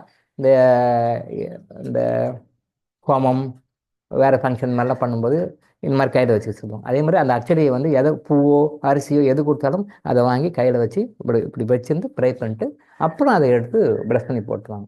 இதில் வந்து அவங்களுக்கும் நன்மைகள் கிடைக்கும், உங்களுக்கும் நன்மை கிடைக்கும். இதுதான். தென் மொய்யை பற்றி நான் அன்றைக்கே சொன்னேன். நீங்கள் ரிசப்ஷன் கொடுத்தாலும் சரி, மேரேஜ் கொடுத்தாலும் சரி, நீங்கள் மாப்பிள்ளை வீட்டுக்காராக இருந்தாலும் பொண்ணு வீட்டுக்காராக இருந்தாலும் ஆப்போசிட்டில் அவங்களுக்கும் ஏதாவது ஒரு கிஃப்ட் கொடுங்க. முடிஞ்ச வரைக்கும் நீங்கள் இவங்களுக்கு மட்டும் ப்ளஸ் பண்ணிட்டு, நீங்கள் மாப்பிள்ளை வீட்டுக்காரனா மாப்பிள்ளை வீட்டுக்காரர் மட்டும் ப்ளஸ் பண்ணிட்டு வந்துடாதீங்க. மொய் கவர் கொடுக்காதீங்க. பொண்ணு வீட்டுக்கும் கொடுங்க. ஏதாவது ஒன்று, அட்லீஸ்ட் ஒரு 100-200 ஒரு கவர் போட்டுங்க. உங்களுக்கு 5000 கொடுக்குறீங்களா, அவங்களுக்கு ஒரு சின்ன கவர் கொடுங்க. ஏன்னா பிகாஸ் அவங்களும் உறவாயிடுறாங்க. நீங்கள் பொண்ணு வீட்டுக்காரா பொண்ணை மட்டும் இந்தம்மா கவர் முடி பிடிச்சிக்குமா அப்படின்னு சொல்லிட்டு முடிஞ்ச வரைக்கும் அப்படி கொடுத்துட்டு ப்ளஸ் பண்ணிட்டு வந்துடாதீங்க. மாப்பிள்ளை டீலில் விடாதீங்க. மாப்பிள்ளை வீட்டுக்காரன் சொந்தக்காரங்க தான், அந்த திருமண உறவிலும் அவனும் சொந்தம் தான். அப்போது இவங்களுக்கு கொடுக்குற கவரோட கூட சேர்த்து அவங்களும் கொடுங்க. உங்களுக்கு 1000 ரூபாய் கொடுக்குறீங்களா, 100 ரூபாய் கொடுங்க. உங்களுக்கு 5000 கொடுக்குறீங்களா, அவங்களுக்கு ஏதோ ஒரு அமௌண்ட் கொடுங்க. பட் வெறுங்கையோடு வராதிங்க, வெறுங்கையோட வரக்கூடாது. அப்படி பண்ண வேண்டாம். கொடுங்க, கொடுத்துட்டு வாங்க, ஏதாவது ஒன்று கொடுத்துட்டு வாங்க. அது அவங்களுக்கு தெரியணுன்ற அவசியம் கிடையாது. பட் இறைவனுக்கு தெரியும், எல்லாமே அவருக்கு தெரியும். ரெக்கார்டு எதுக்கு தெரியும், அவர்கிட்ட எல்லா ரெக்கார்டும் இருக்குது. இவங்க வந்து பாராட்டினா இவங்க சொல்லணும்னு அவசியம் கிடையாது. பட் அது மாதிரி கொடுங்க. முடிஞ்ச வரைக்கும் 99% பணமாக கொடுங்க. பணமாக கொடுங்க. இந்த பொருள் வாங்கி கொடுக்குறது, அந்த பொருள் வாங்கி கொடுக்குறது, இதை வாங்கி கொடுக்குறது, அதங்கெல்லாம் வாங்கி கொடுக்காதீங்க. பணமாக கொடுங்க. எப்பயுமே யார் சாதாரண இல்லாதவங்க கல்யாணமாக இருந்தாலும் சரி, இருக்கணும் கல்யாணமாக இருந்தாலும் சரி, யாருடைய கல்யாணமாக இருந்தாலும் பணமாக கொடுங்க. இது ஏன் பணமாக கொடுங்கன்னு பின்வரும் அப்போ நம்ம சொல்லிக் கொடுப்போம். ஏன்னா இப்போ டைம் இல்லை, அதனால் வந்து பணமாக கொடுங்க. அது ஒன்றும் தப்பு கிடையாது, தப்பு கிடையாது. அதே மாதிரி கல்யாணத்துக்கு வந்து துணிமணி கொடுக்குறீங்க அப்படின்னா அது சரிமணி அந்த காலத்தை வந்துடுச்சு, அந்த காலம் வந்துச்சு. ஆனால் அப்படி அது தப்பு. ஆக்சுவலாக நீங்கள் கொடுக்கணும் அப்படின்னா பணமாக கொடுத்து அவங்களுக்கு பிடிச்சி எடுத்துக்க சொல்லுங்கள். நீங்கள் ஒரு துணி எடுத்து கொடுத்தீங்க, நல்லா பாருங்கள், நீங்கள் ஒரு துணி எடுத்து கொடுத்தீங்க, அது அவங்களுக்கு பிடிக்காது, அது உங்கள்கிட்ட சொல்ல முடியாது. எனக்கு இந்த டிசைன் இருக்குது, இல்லை ஏற்கனவே எங்கள் வீட்டில் இது இருக்குது, இது எனக்கு பிடிக்காது, இது மாதிரிலாம் வரும் கமெண்ட். இந்த டிசைன் ஏற்கனவே என்கிட்ட இருக்குது, இந்த டிசைன் எனக்கு பிடிக்கல அப்படின்னா உங்களுக்கு தெரியாது. அப்போ நீங்கள் என்ன பர்பஸாக கொடுக்குறீங்க, நீங்கள் அவங்களுக்கு வந்து ஒரு நல்ல ஒரு ஹோலி அக்கேஷன், ஒரு புனிதமான ஒரு கல்யாணம் பண்ணுறோம் அப்படின்னு சொல்லி சந்தோஷம் நீங்கள் எடுத்து கொடுக்குறீங்க. பட் அந்த சந்தோஷம் வந்து ரெசிப்ரோக்கில் சந்தோஷம் வரணும். ஆனால் அவங்களுக்கு ரெசிப்ரோக்கு சந்தோஷம் வராது. அட என்னடா இதை போய் நமக்கு எடுத்து கொடுத்துட்டாங்க, இதான் நம்மகிட்ட இருக்க அப்படின்னு. அது ஒரு நெகட்டிவ் எனர்ஜி. அது உங்களுடைய திருமணத்தின் நோக்கத்தை பாதிக்கும், மணமக்களை பாதிக்கும், ஏதோ ஒரு வகையில் பாதிக்கும். அதை பற்றி பேசணும் ரொம்ப விளக்கம். இது இப்படியா கூடவா சார், இப்படித்தான், இதான் உண்மை, இதான் கர்மா எனர்ஜி நீங்கள் சொல்லி கொடுக்குறோம். நீங்க கொடுக்கின்ற ஒரு அந்த கிஃப்ட் கொடுக்குறீங்களே, அந்த கிஃப்டோட ஒரு அதிருப்தி வந்தால் கூட அது உங்களுடைய பர்பஸ் சர்வ் ஆகாது, நோக்கம் சர்வ் ஆகாது. நீங்க கொடுக்குற படம் என்ன பண்ணுவாங்க, அவங்க என்ன பண்ணுவாங்க, வேற யாருக்குனா கொடுத்துருவாங்க. ஏன்னா இது எனக்கு பிடிக்கலப்பா, இந்த டிசைன் எனக்கு பிடிக்கலப்பா அப்படின்னு சொல்லி வேற என்ன கொடுத்துருவாங்க. இல்லைன்னா என்ன பண்ணுவாங்க, அதை வந்து இது வேண்டாம் அப்படின்ற மாதிரி சொல்லி யாருக்காவது வித்துருவாங்க, காசுக்கு வித்துருவாங்க. இன்னும் சில பேர் என்ன பண்ணுவாங்க, ஏதாவது பில்லு கொடுங்க நான் வேற மாற்றின்னு சொல்லிட்டு கேட்டுட்டு உங்ககிட்ட கேட்டு பில்லை வாங்கி அதை வேற கடைக்கு மாற்றுவாங்க, வேற இதுவாக மாற்றிக்குவாங்க. இப்போ நல்லா பாருங்க, நீங்கள் ஒன்று எடுத்து கொடுக்குறீங்க, ஒன்று அவங்களுக்கு பிடிக்கல ஒரு நெகட்டிவ் எனர்ஜி ஒரு ரெக்கார்ட் ஆகிடும், அந்த கிஃப்டில் ரெக்கார்ட் ஆகிடும், அந்த பர்பஸ் வந்து டோட்டலாக கொஞ்சம் கொலாப்ஸ் ஆகிடும். இல்லை அது வேற யாருக்கா கொடுத்துருவாங்க, அது என்ன அர்த்தம், உங்களுக்கே பிடிக்கல, வேற இடத்துக்கு போயிடும். What is the purpose? இல்லை இது டிசைன் பிடிக்கல மாற்றிக்கிறேன்னு. அப்போ நீங்கள் வாங்கி கொடுத்தது பர்பஸ் என்ன, மாற்றிக்குவாங்க. இந்த மாதிரி இன்னும் நிறைய இது சப்டிவிஷன்ஸ்லாம் நிறையா இருக்குது. அப்போது உங்களுடைய நீங்கள் கொடுக்குற கிஃப்ட் அவங்க திருப்தி இல்லை அப்படின்னு சொல்லும் பொழுது அது உங்களுடைய நோக்கத்தை முழுமையாக எக்ஸிக்யூட் பண்ணாது. எதுக்காக வாங்கி கொடுங்க அந்த பர்பஸ் சர்வ் ஆகாது. அப்போ என்ன பலன் இருக்குது? இல்லை. ஆனால் நீங்கள் பணம் கொடுத்து பாருங்கள், எல்லாருக்குமே அது பொருந்தும், எல்லாருமே யூஸ் பண்ணிக்குவோம். அப்போ ஒன்றா வாங்கிக்கோங்க, வேறு டிசைன் வாங்கிக்கோங்க, எந்த டிசைன் ஒன்று வாங்கி ஏதோ ஒன்று வாங்கிக்குவோங்க. இப்போ நான் என்னுடைய மேரேஜ் பண்ணும்பொழுது நான் பெரும்பாலும் போகல, என்னுடைய மாமா தான் வச்சார். அவர் தான் இப்போ எல்லாருக்கும் பத்திரிக்கை வச்சுட்டு வந்தார், எல்லாருக்கும் வச்சாங்க. பட் யாருக்கெல்லாம் பத்திரிக்கை வச்சோமோ எல்லாருக்கும் கையிலேயே பணம் கொடுக்க சொல்லி சொன்னேன். எல்லாரும் கையில் அவங்கவுங்களுக்கு அக்காவா, மாமாவா, சித்தப்பாவா, பெரியப்பாவா, யாருக்கு என்ன கொடுக்கணுமோ அவங்களுக்கு கையில் பணத்தையும் கொடுத்து உங்களுக்கு பிடிச்ச ட்ரெஸ்ஸை எடுத்துக்கோங்க, உங்களுக்கு என்ன ட்ரெஸ் பிடிக்குதோ எடுத்துக்கோங்க. காசு கொஞ்சம் எக்ஸ்ட்ராவே கொடுத்துருக்கேன், ஒரு வேல்யூ போட்டு கொடுத்துருக்கேன். இல்லை இதை விட வந்து வேல்யூ நான் குறைச்சி எடுத்துக்கணும், அது உங்களோட இருக்கும், மிச்ச காசு நீங்களே வச்சுக்கோங்க, எனக்கு கொடுக்க வேண்டாம். அப்படி மிச்சம் ஏதாவது எக்ஸ்ட்ரா எடுக்கணும், தயங்காமல் எடுத்துக்கோங்க, அந்த காசு எனக்கு சொல்லுங்க, நான் உங்களுக்கு அனுப்பிச்சி விட்டுறேன். இப்படி சொல்லி தான் பத்திரிக்கை வைக்க சொன்னால் அப்படி தான் வச்சார். எல்லாருக்குமே பத்திரிக்கை வைக்கும்போதே பணம் அப்போவே ஆன் த ஸ்பாட் பணம் அப்பப்பே கொடுத்துரு. உங்களுக்கு பிடிச்சதை எடுத்துக்கோங்க, 5000 ரூபாய் கொடுத்துருக்கேன் எடுத்துக்கோங்க, 10,000 ரூபாய் கொடுத்துருக்கேன் எடுத்துக்கோங்க, இது உங்களுக்கு என்ன பிடிக்குதோ எடுத்துக்கோங்க, ட்ரெஸ் யாராருக்கு வேணுமோ எடுத்துக்கோங்க, கம்மியாக இருந்தால் நீங்களே வச்சுக்கோங்க, மிச்சமாக இருந்தால் சொல்லுங்கள், எனக்கு தகவல் கொடுங்க, நான் பணத்தை கொடுத்துட்றேன். அப்படி சொல்லி தான் எல்லாரும் எடுக்க வச்சேன். நேரில் சில பேர் வந்தவங்கள அவங்களே டைரெக்டாக போய் கடையில் கூப்பிட்டு போய் காரில் கொண்டு போய் அவங்கள விட்டு நீங்களே பிடிச்சி எடுத்துக்கோங்க, உங்களுக்கு பிடிச்ச ட்ரெஸ்ஸே எடுத்துக்கோங்க, பேமெண்ட்டு நான் பண்ணுறேன். கல்யாணத்துக்கு முன்னாடியே, மேரேஜுக்கு முன்னாடியே உங்களுக்கு என்ன ட்ரெஸ் வேணுமோ, எத்தனை ட்ரெஸ் வேணுமோ எடுத்துக்கோங்க, உங்கள் சாய்ஸ் எடுத்துக்கோங்க. எடுத்த பிறகு நீங்கள் பில்லு மட்டும் கொடுங்க, நான் பேமெண்ட் பண்ணிடுறேன். அப்படி தான் எல்லாருக்கும் நான் கொடுத்தேன். நான் யாருக்குமே எடுத்து இந்தாங்க பிடிங்க வேட்டி, இந்தாங்க பிடிங்க அப்படின்னு சொல்லி நான் கொடுக்கல, யாருக்குமே கொடுக்கல. இந்த சிஸ்டத்தை ஃபாலோ பண்ணு, இந்த மாதிரி பண்ணணும்னு ஒரு ஒரு ஞானத்தை கொடுத்தது வந்து சித்தர் பெருமக்கள் தான். இப்படி பண்ணணும் அப்படின்னு சொல்லி எனக்கு யாரும் சொல்லிக் கொடுக்கல, யாரும் சொல்லிக் கொடுக்கல, யாரும் சொல்லலை.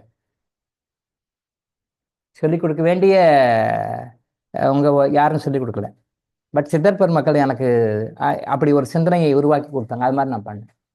ஸோ என்னோட மேரேஜ் வந்து இங்கே சென்னையில் நடந்து சைதாப்பேட்டையில், அதே நேரத்தில் ஒசூரில் 2 அனாதை ஆசிரமங்களுக்கு அது நிறைய செலவு பண்ணேன், லட்சக்கணக்கில் செலவு பண்ணி அவங்களுக்கு அன்னைக்கு ரிசப்ஷன் அன்னைக்கு, மேரேஜ் அன்னைக்கு அவங்களுக்கு எல்லாமே அங்கேயே நான் பண்ணேன். இங்கே மேரேஜ் நடக்குது சென்னையில், பட் அங்கேயே அதுக்கு தகுந்த மாதிரி எங்கள் கம்பெனி ஸ்டாஃப்ஸ் எல்லாம் அனுப்பிச்சி விட்டு பண்ணி கொடுத்தேன். எப்படி பண்ணேன்னா, மேரேஜுக்கு முன்னாடியே அவங்கள பக்கத்தில் பெங்களூர் கூட்டிகிட்டு போயிட்டு அவங்களுக்கு என்ன பிடிக்கும் அந்த ட்ரெஸ்ஸை எடுத்து கொடுக்க சொன்னேன். யாருமே அது மாதிரி எடுத்து கொடுக்க மாட்டாங்க. அவங்க ஒரு ட்ரெஸ் எடுத்து கொடுப்பாங்க, புடவையா புடி, இதுவா புடி, அதுவா புடி அப்படின்னு சொல்லி தான் கொடுப்பாங்க. ஆனால் அப்படியெல்லாம் நான் இல்லை. எல்லாரும் 2 பஸ் வச்சு எல்லாரையும் கடைக்கு கூப்பிட்டு போய் கடை ஓனர்கிட்ட கரெக்டாக இன்ஸ்ட்ரக்ஷன் சொல்லிட்டேன். அவங்க என்ன பிடிக்கிறாங்க கூட எவ்வளோ நேரம் எடுக்குதோ அவங்களாம் அலோவ் பண்ணணும். அவங்க வந்து பார்க்கறதுக்கு ஒரு மாதிரியா இருக்காங்க, ஒரு விதமாக இருக்கிறாங்க அப்படின்னு கடையில் அலோவ் பண்ண மாட்டேன் அப்படிலாம் சொல்லக்கூடாது. அவங்க கஸ்டமர், அவங்களுக்கு என்ன பிடிக்குதோ என்ன வேணுமோ எதை கேட்டாலும் கரெக்டாக கொடுத்து அவங்க என்ன பிடிக்குதோ அந்த ட்ரெஸ்ஸை எடுத்து கொடுக்கும். அது ரேட்டு பற்றிலாம் பிரச்சனை, நான் கொடுக்குறேன் அப்படின்னு சொல்லி கரெக்டாக சொல்லி நான் போக முடியல, ஸ்டாஃப் தான் அனுப்பிச்சி விட்டேன். அவங்கெல்லாம் போய் பக்கத்துல இருந்து எல்லாம் பார்த்து கூட இருந்து அத்தனை பேருக்கும் சாப்பாடு வாங்கி கொடுத்து, டீ காஃபி எல்லாம் வாங்கி கொடுத்து இங்கே தருமபுரிலேருந்து கூட்டிகிட்டு போய் ஒசூர்லேருந்து அங்கேருந்து யார் எங்கெங்கே இருக்காங்களாம் கூப்பிட்டு போய் பெங்களூரில் கூப்பிட்டு போய் அவங்க வச்சு திருப்பி கூப்பிட்டு வந்து கொடுத்தோம். எல்லாம் மேரேஜ்க்கு முன்னாடியே அவங்களுக்கு எடுத்து கொடுத்தோம். மேரேஜ்க்கு முன்னாடி எல்லாருக்கும். அதே மாதிரி மெனு வந்து நாம் போடுற மெனு இல்லை, அவங்கள கேட்க சொன்னேன். அன்னைக்கு ரிசப்ஷன் அன்னைக்கும் மேரேஜ் அன்னைக்கும் மெனு உங்களுக்கு என்ன வேணும், நீங்கள் என்ன விரும்புகிறீங்க. அந்த அனாதை ஆசிரமத்தில் முதியோர் இல்லத்துலலாம் நிறைய பேர் கேட்டோம், நாங்கள் கேட்டோம், உங்களுக்கு என்ன வேணும் சொல்லுங்க.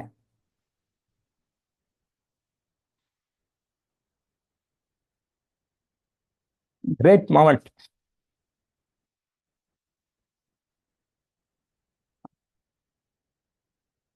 அவங்களுடைய ஆதங்கம் அப்பதான் தெரிஞ்சது. முதியோர் இடத்தை விட்டுட்டு போயிட்டாங்க, கண்டுக்கவே இல்லை, ஏதோ கடமை பணம் கொடுக்குறாங்க கொடுக்கல. அப்போ இதை கேட்கும்போது அவங்க ஒருத்தர் சென்டிமெண்ட்டா ஃபீல் பண்ணாங்க பார்த்தீங்களா. இப்போ நினைச்சாலும் ஃபீலிங். இப்போ கிரேட். நான் பெருசா பண்ணல, அவங்களுக்கு என்ன பிடிக்கும்னு கேட்டேன். அவங்களுக்கு என்ன பிடிக்கும், உங்க ட்ரெஸ் நீங்க எடுத்துக்கோமான்னு சொன்னேன். அவங்க அப்படியே என்ன மாதிரி பல மடங்கு அழுதாங்க. அவங்களால அவங்க கண்ட்ரோல் பண்ண முடியல. என்னை பெத்து வளர்த்த பிள்ளை கூட இப்படி செய்யல சார், என்னை பெத்து வளர்த்த பிள்ளை கூட யாரும் வந்து என்ன இப்படி கேட்கல சார், ரொம்ப ஃபீல் பண்ணாங்க. உண்மையிலேயே எனக்கு ரொம்ப மேரேஜ் முடிச்ச பிறகுதான் நான் போனேன், மேரேஜ் முடிச்ச பிறகுதான் நான் போய் பார்த்தேன் அவங்கள. பட் ரொம்ப ஃபீல் பண்ணாங்க. இப்போ நினச்சா கூட பாருங்க, எனக்கே கண் கலங்க பாருங்க.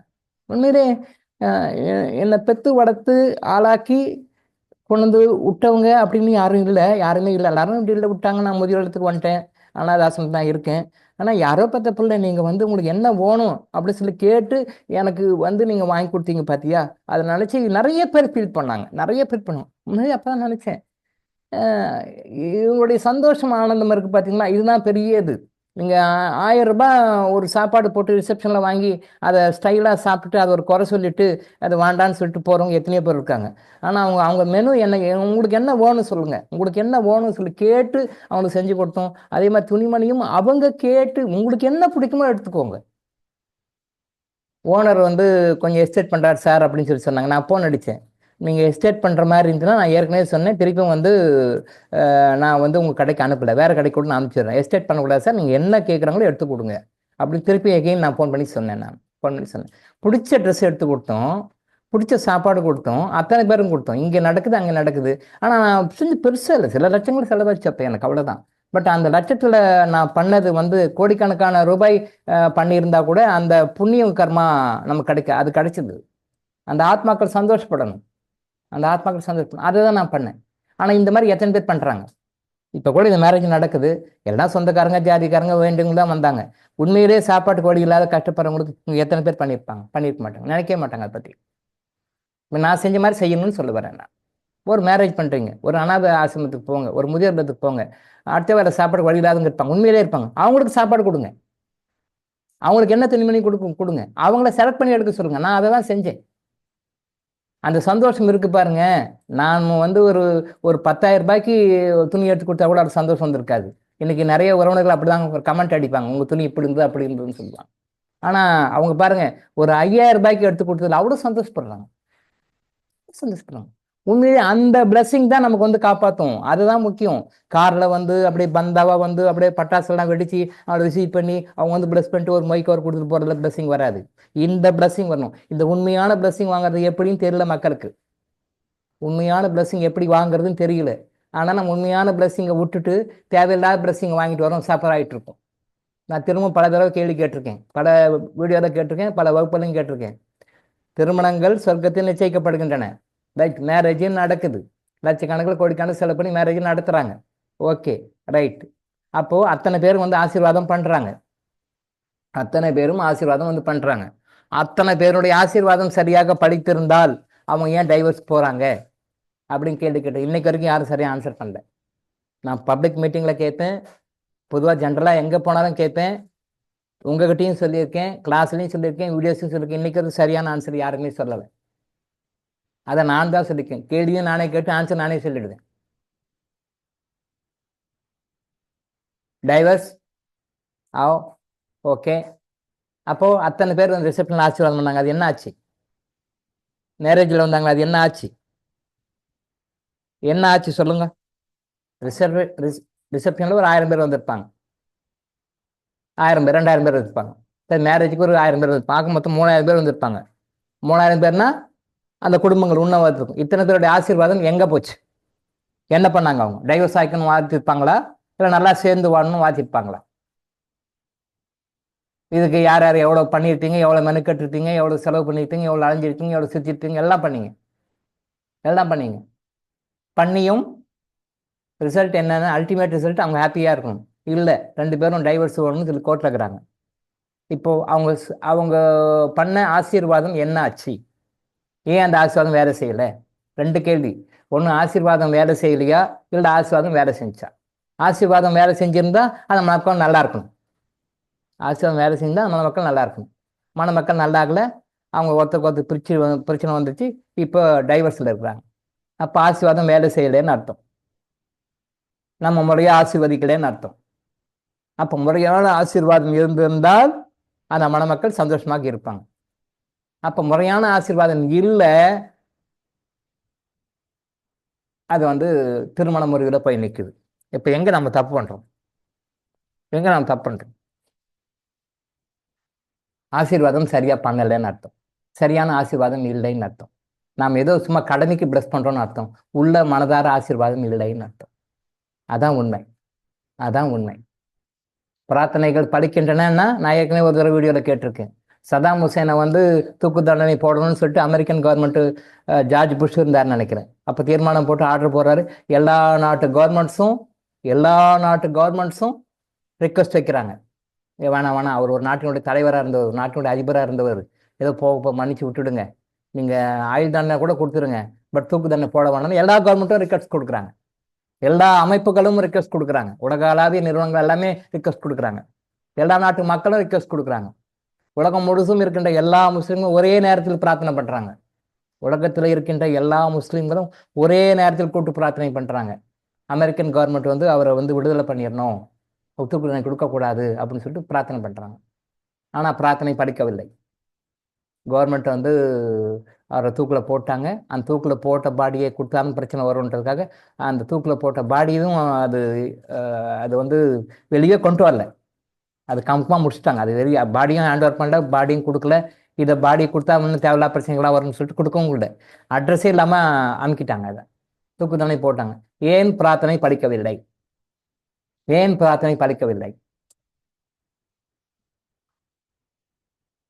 தெரியல, ஆன்சர் தெரியல. 70% ஃபார் த பாஸ்ட் 10 இயர்ஸில் ஹைகோர்ட்டில் தமிழ்நாட்டில் வந்து உலகத்துக்கே ஆச்சாரத்தை, அனுஷ்டானத்தை, அன்பை போதிக்கின்ற அந்த தமிழ்நாட்டில் வந்து 70% டைவர்ஸ் கேசஸ் இருக்குன்னு கவர்மெண்ட் டிக்ளேர் பண்ணுறான். அப்போ திருமணத்தின் போது லட்சக்கணக்கில் கோடிக்கணக்கில் செலவு பண்ணி கல்யாணம் பண்ணியிருப்பாங்க, எல்லாம் ப்ளஸ் பண்ணியிருப்பாங்க. கல்யாணத்துக்கு முன்னாடி, கல்யாணத்துக்கு பின்னாடி, கல்யாணத்தப்போ எல்லாம் ப்ளஸ் பண்ணியிருப்பாங்க. அப்போ அந்த ப்ளஸ் பண்ணியிருந்தாங்கன்னா, நீங்கள் நல்லா இருக்கக்கூடாது, நீங்கள் டைவர்ஸ் ஆகிக்கணும், நீங்கள் பிரிஞ்சிக்கணும் அப்படின்னு ஆசீர்வாதம் பண்ணியிருப்பாங்க? இல்லையே. நல்லாயிரும், அமோகமாயிரும், நல்லா வாடு. ஒருத்தர் ஒன்று சொல்லு, best wishes, best of luck எதாவது சொல்லியிருப்பாங்க. எல்லாம் மற்றவங்க கை கொடுக்கும்போது பக்கத்து ரெக்கார்ட் பண்ணியிருந்தா தெரியும். நான் இப்போ பிஹெச்டியில் உட்கார்ல அது, ஆனால் உட்காந்து பார்த்தோன்னா தெரியும். ஒரு கல்யாணத்தப்பையும் பக்கத்தில் உட்காந்து மொய் கவர் வாங்கி போட்டு பக்கத்தில் நிற்பாங்க பார்த்தீங்களா, நாற்பது பொண்ணுக்கிட்ட மொய் கவர் கிஃப்ட் கொடுத்தாங்க, வாங்கி போட்டு பின்னாடி ஒருத்தர் இருப்பாங்க செக்யூரிட்டி மாதிரி, அவங்க வாங்கி கையில் போட்டுப்பாங்க. அதே மாதிரி பக்கத்தில் இருந்து யாரெல்லாம் ப்ரெஸ் பண்ணாங்க ரெக்கார்டு எடுக்கணும். நான் எடுத்திருக்கேன், நான் ஒரு தடவை எடுத்திருக்கேன். அந்த மாதிரி கம்முன்னு சைலண்டாக உட்காந்து யாரெல்லாம் ப்ரெஸ் பண்ணுறாங்க அப்படின்னு சொல்லி நோட் பண்ணியிருக்கேன். ஓ இவங்க இப்படி ப்ரெஸ் பண்ணாங்க, இப்படி ப்ரெஸ் பண்ணுறாங்க. பட் அது எக்ஸிக்யூட் ஆகுதா அப்படின்னு பார்த்தா இல்லை. டைவர்ஸ் ஆன கேஸில் அப்போ இத்தனை பேர் ப்ளஸ் பண்ணியிருக்காங்களே, நான் எங்கிட்ட ரெக்கார்ட் இருக்கு டைவர்ஸ் ஆன கேஸு. பட் அதுக்கு முன்னாடி மேரேஜில் போய் ரெக்கார்டு எடுத்திருக்கேன். இத்தனை பேர் ப்ளஸ் பண்ணியிருக்காங்க, கிட்டத்தட்ட 2000 பேர் ப்ளஸ் பண்ணியிருக்காங்க. 2000 பேரும் வெவ்வேறு விதமாக என்னென்ன டெக்ஸ்ட் சொல்லிக்கிறாங்கன்னு இருக்குது.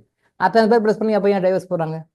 அப்போ எங்கேயோ சொதப்புது, எங்கேயோ மிஸ்டேக் நடக்குது. எங்கேன்னா உள்ளார்ந்த ஆத்மார்த்தமான பிரார்த்தனை இல்லை, உள்ளார்ந்த ஆத்மார்த்தமான அன்பான அந்த ஆசீர்வாதம் இல்லை. இங்க எது வேலை செய்யுதுன்னா கர்மா தான் வேலை செய்கிறது. கர்மா தான் வேலை செய்கிறது. இந்த கர்மா உங்களுடைய பிரார்த்தனைகளை தோற்கடித்து விடுகிறது. இந்த கர்மா உங்களுடைய பிரார்த்தனை தோற்கடித்து விடுகிறது. இந்த கர்மா உங்களுடைய ஆசீர்வாதங்களை தோற்கடித்து விடுகிறது. இந்த கர்மா உங்களுடைய ஆசீர்வாதங்களை தோற்கடித்து விடுகிறது. அப்ப இங்க எங்க ஜெயிக்குது? ஆசீர்வாதம் ஜெயிக்கல, கர்மா தான் ஜெயிக்குது. பிரார்த்தனை ஜெயிக்கல, கர்மா தான் ஜெயிக்குது. நல்லா புரிஞ்சுக்கோங்க, நல்லா புரிஞ்சுக்கோங்க. உலகத்திலே இந்த மாதிரி விஷயங்களை சொல்லக்கூடிய நபர் யாருமே டாக்டர் இளங்கோ மட்டும்தான். யாருமே இப்படி சொல்ல மாட்டாங்க. டாக்டர் இளங்கோ சொல்ல, டாக்டர் இளங்கோ மூலமாக இறைவன் சித்தர் சொல்றாங்க. டாக்டர் இளங்கோ தனிப்பட்ட மனிதன் நான் எடுத்துக்கேன். ஐ ஆம் த டூல். நான் ஒரு கருவி. ஏன்னா கடவுள் வந்து நேரடியாக வந்து இறங்கி சொன்னா நீங்க பயந்துடுறீங்க, உருவம் கிடையாது. அப்போ உங்க முன்னால கண்ணு காது மூக்கு காலு கை வயிறு அப்படின்னு இருக்கிற ஒரு ஆள் வேணும், பிசிக்கலாக ஒரு ஆள் வேணும். அதுக்காக டாக்டர் செலக்ட் பண்ணிக்கிறாங்க. அவ்வளவுதான் ஒரு சேனல், ஒரு டூல், அவ்வளவுதான். என் மூலமாக இறைவன் சொல்றாரு, இறைவனும் சித்தர் பெருமகம் உங்களுக்கு சொல்றாரு. நீங்க ஆசீர்வாதம் பண்ணனாலாம் ஒன்றும் ஆயிடாது, நீங்க பிரார்த்தனை பண்ணாலும் ஒன்றும் ஆயிடாது. ஆனால் சும்மா டம்மி அது. அதுக்கு பின்னாடி கர்மா இருக்கு. அந்த கர்மா இருந்தா தான் நீ செய்யற பிரார்த்தனையும் படிக்கும். அந்த கர்மா இருந்தா தான் நீ பண்ற ஆசீர்வாதமே படிக்கும். கர்மா இருந்தா தான், குட் கர்மா இருந்தா தான் நீங்க செய்கின்ற ஆசீர்வாதம் பலிக்கும். கர்மா இருந்தா தான் நீங்க செய்கின்ற பிரார்த்தனை பலிக்கும். குட் கர்மா இருக்கணும், இல்லைன்னா பிரார்த்தனை பலிக்காது. சதாம் ஹுசேன் கிட்ட அந்த குட் கர்மா இல்லை. அந்த குட் கர்மா இல்லாதனாலதான் அவருக்கு அந்த மாதிரி ஒரு தண்டனை வாழ்க்கை முடியும், அப்படி முடியுது. அவர் குட் கர்மா இல்லை. என்னுடைய இதை பத்தி பழைய வீடியோ நிறைய பேசியிருக்கேன், பாருங்க. பழைய வீடியோல இருக்கு, இந்த இன்சிடென்ட்டை பத்தி பேசியிருக்கேன் வீடியோல. இந்த இன்சிடென்ட் பத்தி பேசியிருக்கேன், அது தெளிவா இருக்கு, பாருங்க. அப்போ பிரார்த்தனைகள் வந்து ஃபெயில் ஆகுது. சதாம் ஹுசேன் வந்து கர்மா தான் வேலை செய்யுது. அவருடைய இறுதி காலம் ரொம்ப சோகமா முடியுது. திருமண வாழ்க்கையும் அப்படிதான். நாம் வந்து வாழ்த்துன்ற ஆசீர்வாதம் வந்து அவங்களுடைய கர்மாவுக்கு தகுந்த மாதிரி நம்ம வாழ்த்தணும். நம்ம கர்மாவுக்கு தகுந்த மாதிரி வாழ்த்துறோம், அது தப்பா போகுது. அதனால தான் நம்ம கர்மா கொடுத்து நம்ம கிட்ட இருக்கிற நெகட்டிவ் பாசிட்டிவும் போகும், நெகட்டிவும் போகும். தப்பு இல்லை. நம்ம ஏன் கடவுளை கூட கூப்பிட்டுக்கணும்னு காரணம் என்ன? பாசிட்டிவும் போகும், நெகட்டிவும் போகும், ரெண்டுமே போகும். அதனால அந்த ரெண்டுமே போறதுல பாசிட்டிவ் போறதை பத்தி சந்தோஷம், நெகட்டிவ் நம்ம கிட்ட போகும். நம்ம கிட்ட இருக்கிற நெகட்டிவ் அவங்க போய் பாதிக்க வேண்டாம். அப்படின்னாலதான் இறைவனை கூட கூப்பிட்டுக்கணும்ன்றது. இறைவனை கூட கூப்பிட்டுக்கிட்டீங்கன்னா நம்ம கிட்ட இருக்கிற நெகட்டிவ் நியூட்ரல் பண்ணிடுவாரு. நம்மகிட்ட இருக்கிற நெகட்டிவ் நியூட்ரல் பண்ணிடுவாரு, பாசிட்டிவ் மட்டும் அலோவ் பண்ணுவார். அப்போ பாசிட்டிவ் மட்டும்தான் போகும், அவங்களுக்கு பாசிட்டிவ் போகும், அவங்களுக்கு பாசிட்டிவ் வச்சு நமக்கு வரும். ஜென்ரலா நான் வாழ்த்துகிறேன் ஐ பிளஸ் யூன்னு போகும்போது உங்ககிட்ட இருந்து நெகட்டிவும் வெளில போகும். அது அவங்களுடைய வாழ்க்கையில சில குறுக்கீடுகளை உருவாக்கும், சில பிரச்சனைகள் உருவாக்கும். அதுக்கு நாம் ஒரு காரணமாக இருக்கிறோம். இது அவங்களுக்கும் தெரியாது, உங்களுக்கும் தெரியாது. இது அவங்களுக்கும் தெரியாது, உங்களுக்கும் தெரியாது. ஆனா இறைவனுக்கு தெரியும். தப்பு உங்கள்கிட்ட தான் போகுது, நெகட்டிவ் காரணம் உங்கள்கிட்ட தான் போகுது அப்படின்னு தெரியும். அதனாலதான் இறைவனை வந்து நம்ம கூப்பிட்டுக்கோங்க, அவர் ஃபில்டர் பண்ணி அனுப்பிச்சுட்டோம்னு சொல்லுவோம். ஆனா எப்போ எந்த ஃபங்க்ஷன் யாருக்கிட்ட கேட்டாலும் இனிமேல் கொஞ்சம் பழக்க தோசையில் வந்துடும், இனிமேல் இறைவனை கூப்பிட்டு இறைவன் ஆசீர்வதிப்பாராகன்னு சொல்லுங்க. அது 2 பெனிஃபிட் கிடைக்கும். நீங்க யாரை வாழ்த்துன்னு நினைக்கிறீங்க அவங்களுக்கும் பெனிஃபிட் போகும், உங்களுக்கும் பெனிஃபிட் கிடைக்கும், 2 பேருக்குமே பிளஸிங் கிடைக்கும். ஸோ அந்த மாதிரி பண்ணுங்க. ஸோ இப்போ இந்த மணமக்கள் வந்து எல்லா 16 செல்வங்களையும் பெற்று பெருவாழ் வாழ்ந்து ஆனந்த நிலை அடைந்து இறைவனோட ஆனந்த நிலையில் அடைந்து எப்பொழுதும் வாழ்வான சந்தோஷமான வாழ்வாட இறைவா ஆசீர்வதிப்பாயாக அப்படின்னு சொல்லிட்டு ஒரு ப்ரேயர் பண்ணி இதோட நம்ம இந்த ஆசீர்வாதத்தை முடிப்போம். இப்போ இந்த ஆசீர்வாதம் இப்போ நம்ம கொடுத்துருக்கிறது வந்து அவங்க மேரேஜுக்கு நம்ம போகலை, ஆனால் அங்கே போயிருந்தா என்ன ஆசீர்வாதம் கிடைக்குமோ அது மாதிரி 1000 மடங்கு நம்ம இங்கேருந்து இப்போ கொடுத்துருக்குறோம். ப்ளஸ் ப்ளஸ் அங்கேயே அவங்க மேரேஜுக்கெல்லாம் வந்திருக்காங்க இல்லையா, அவங்க எத்தனை பேர் ஆசீர்வாதத்தை கொடுக்கலாம், இதெல்லாம் ஓவர்லுக் பண்ணி நம்ம ஆசீர்வாதம் அங்கே போய் நிற்கும். 2, 3வது இது நிறைய தவறுகள்லாம் இருக்குது. இந்த இதில் இது பண்ணதுலாம் நிறைய தவறுகள்லாம் இருக்குது. நேரம் கருதி ஒரு 2 விஷயத்தோட முடிச்சுக்கலாம். மேரேஜ் வந்து சண்டேல வச்சுருக்காங்க, சண்டேல வச்சுருக்கக்கூடாது. இந்த மாதிரி சில நெகட்டிவ்ஸ் எல்லாம் இருக்குது. அதை பற்றி பின்னாடி பேசணும், டைம் ஆகி போச்சு. இப்போ இந்த மாதிரி நெகட்டிவான விஷயங்களால் அவங்களுக்கு சில அந்த மணமக்களுக்கு அந்த மணமக்களின் பெற்றோர்களுக்கும் வாழ்க்கையில் சில விஷயங்களும் நடக்கும். அதெல்லாம் நம்ம நியூட்ரலைஸ் பண்ணிட்டோம். இப்போ சாதாரணமாக இருந்தால் அவங்களுக்கு என்ன சில நெகட்டிவான விஷயங்கள் அந்த மணமக்களுடைய வாழ்க்கையிலையும் சரி, இவங்களுடைய பெற்றோருடைய மணமக்களுடைய பெற்றோர்கள், அப்பா மாப்பிள்ளைங்களுடைய அப்பா அம்மா, பொண்ணுடைய அப்பா அம்மா, அவங்க தாத்தா பாட்டிகளாக இருக்காங்க இல்லையா, படிச்சிருங்க இல்லையா, அவங்களுடைய வாழ்க்கையில் என்ன நெகட்டிவ்ஸ் எல்லாம் வருமோ, மணமக்களுடைய வாழ்க்கையில் நெகட்டிவ்ஸ் எல்லாம் வருமோ, அதெல்லாம் நம்ம இப்போ நம்ம நியூட்ரலைஸ் பண்ணிட்டோம். நான் பத்திரிக்கை வந்தவொடனே பண்ணிட்டோம். இருந்தாலும் ஒரு எக்ஸாம்பிளுக்காக உங்களை வச்சு நம்ம டீம் மூலமாக நம்ம குரூப் மூலமாக இந்த ப்ரேயர் பண்ணும்பொழுது இதை மாதிரி என்னென்ன மாதிரி நெகட்டிவான விஷயங்கள்லாம் என்ன அவங்களுக்கு அப்ளிகபிள் ஆகுமோ அவங்களையும் அறியாமல் அந்த அப்ளிகபிள் பாசிபிலிட்டிஸ் வந்து இப்போ நம்ம யூட்டிலைஸ் பண்ணிவிட்டோம். நான் வந்த அன்னைக்கே பண்ணிட்டேன். பட் இப்போ எகெயின் இன்னொரு தடவை உங்களுக்கு எக்ஸாம்பிளுக்காக உங்களை வச்சு எப்படி பண்ணணுன்றனால அது இன்றைக்கும் நம்ம பண்ணிட்டோம். இந்த ப்ரேயரோட நம்ம இன்னைக்கு கிளாஸை முடிப்போம். நாளைக்கு வந்து நம்ம மீண்டும் சந்திப்போம். இன்னைக்கு இந்த சப்ஜெக்ட் இதே முடிஞ்சு போச்சு. இப்போது சுருக்கமாக ஃபைனலாக ஒரு கிறிஸ்பாக அது முடிப்போம். இந்த மணமக்கள் மனசில் நினச்சிக்கோங்க, எல்லாருமே நான் சொல்ல நினச்சிங்க, இந்த மணமக்கள் எல்லா செல்வங்களையும் 16 செல்வங்களையும் பெற்று பெருவாழ்வு வாழ்ந்து, இந்த 16 செல்வங்களையும் பெற்று பெருவாழ்வு வாழ்ந்து இறைநிலை அடைந்து இறைவனோட ஆனந்த நிலையில இருந்து எல்லா ஆனந்தங்களையும் அனுபவிப்பதற்கு ஆசீர்வதிப்பாயாக இறைவா அப்படின்னு சொல்லிட்டு ப்ரே பண்ணி இன்னைக்கு இதோட நம்ம முடிப்போம். சரியா?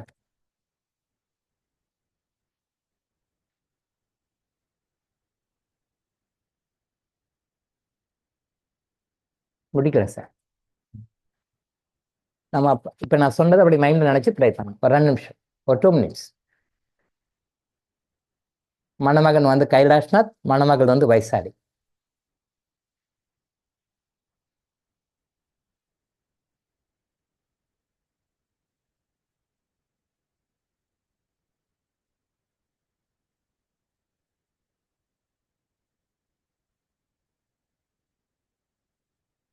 நன்றி இறைவா.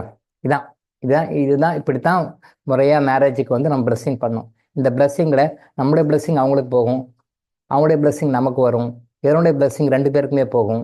இது எல்லாமே நடக்கும். அதே நேரத்தில் இந்த திருமணத்தில் சில தவறுகள் சில குறைகள் எல்லாம் இருந்தாலும் கூட அதெல்லாம் நியூட்ரலைஸ் பண்ணி சரி பண்ணக்கூடிய ஒரு அமைப்பை நம்ம இப்போ நம்ம மூலமாக இறைவனும் சித்தர் பெருமக்களும் அந்த எனர்ஜி கொடுத்துருக்காங்க. அந்த ஆசீர்வாதம் வந்து நம்ம மூலமாக இன்னைக்கு கர்மா எனர்ஜி ஹீலிங் ஃபாலோயர்ஸ் மூலமாக அது போயிட்டுருக்கு. இப்போ இதை அப்படியே நம்ம வந்து யூடியூப்பில் பார்க்குறவங்களும் இல்லை அதர் சோசியல் மீடியாஸில் பார்க்குறவங்களும் இதே மாதிரி ப்ரொசீஜர் ஃபாலோ பண்ணால் அவங்க மூலமாகவும் அந்த எனர்ஜி போகும். இப்போ லைவ் கிளாஸில் வர்றவங்க மட்டும் இல்லை, லைவ் கிளாஸில் வர்றது இல்லாமல் யூடியூப்பில் அதர் சோசியல் மீடியாவில் நீங்கள் பின்னாடி பார்த்தா கூட நீங்கள் இப்போ நம்ம சொல்கிறது அப்படியே ஃபாலோ பண்ணி அந்த ப்ரே பண்ணும்பொழுது அந்த எனர்ஜி அவங்களுக்கு ஆட்டோமேட்டிக்காக போயிடும். பிளஸ்ஸிங் அவங்களுக்கும் போகும், உங்களுக்கும் வரும். எல்லாமே பாசிட்டிவாக நல்லபடியாக நடக்கும். இது கிவ் அண்ட் டேக் பாலிசி.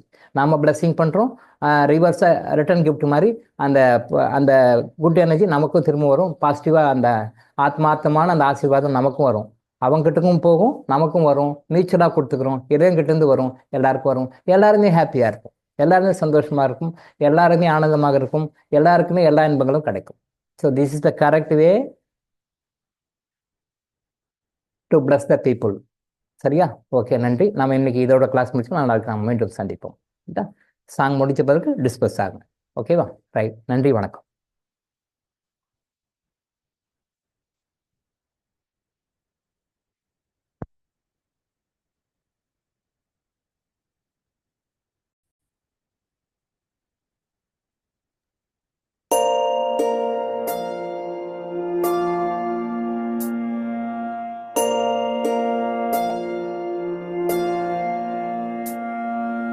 கருவாக்கி உருவாக்கி எனையாண்டு காத்தருளும் இறைவா நன்றி.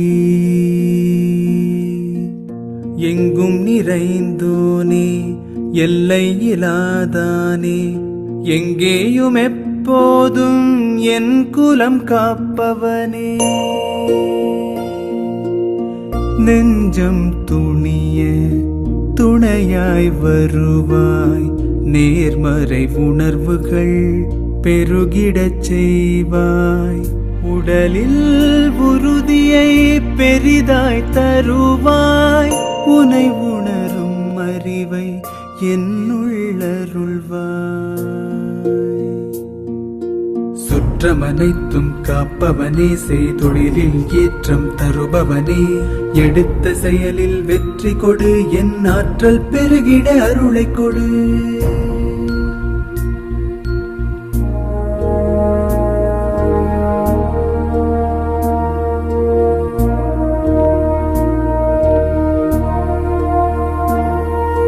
கருவாக்கி உருவாக்கி எனையாண்டு காத்தருடும் இறைவா நன்றி.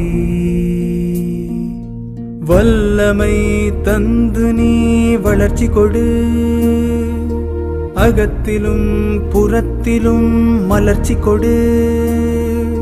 வளர்ச்சி கொடு, வளர்ச்சி கொடு, வளர்ச்சி கொடு, மலர்ச்சி கொடு.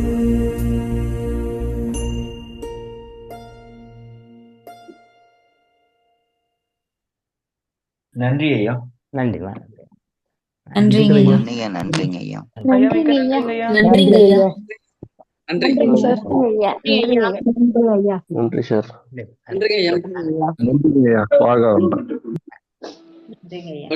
வாழ்க வளமுடன். அதை பத்தி பெரிய இது போச்சு. சரி பார்ப்போம், பேசுவோம். வாழ்க வளமுடன். பழக்கம் போட வந்துச்சு. Okay, right. நன்றிங்க ஐயா. நன்றிகள் ஐயா. நன்றி ஐயா. நன்றி. நன்றி சார். நன்றி. நன்றிங்க ஐயா. நன்றி.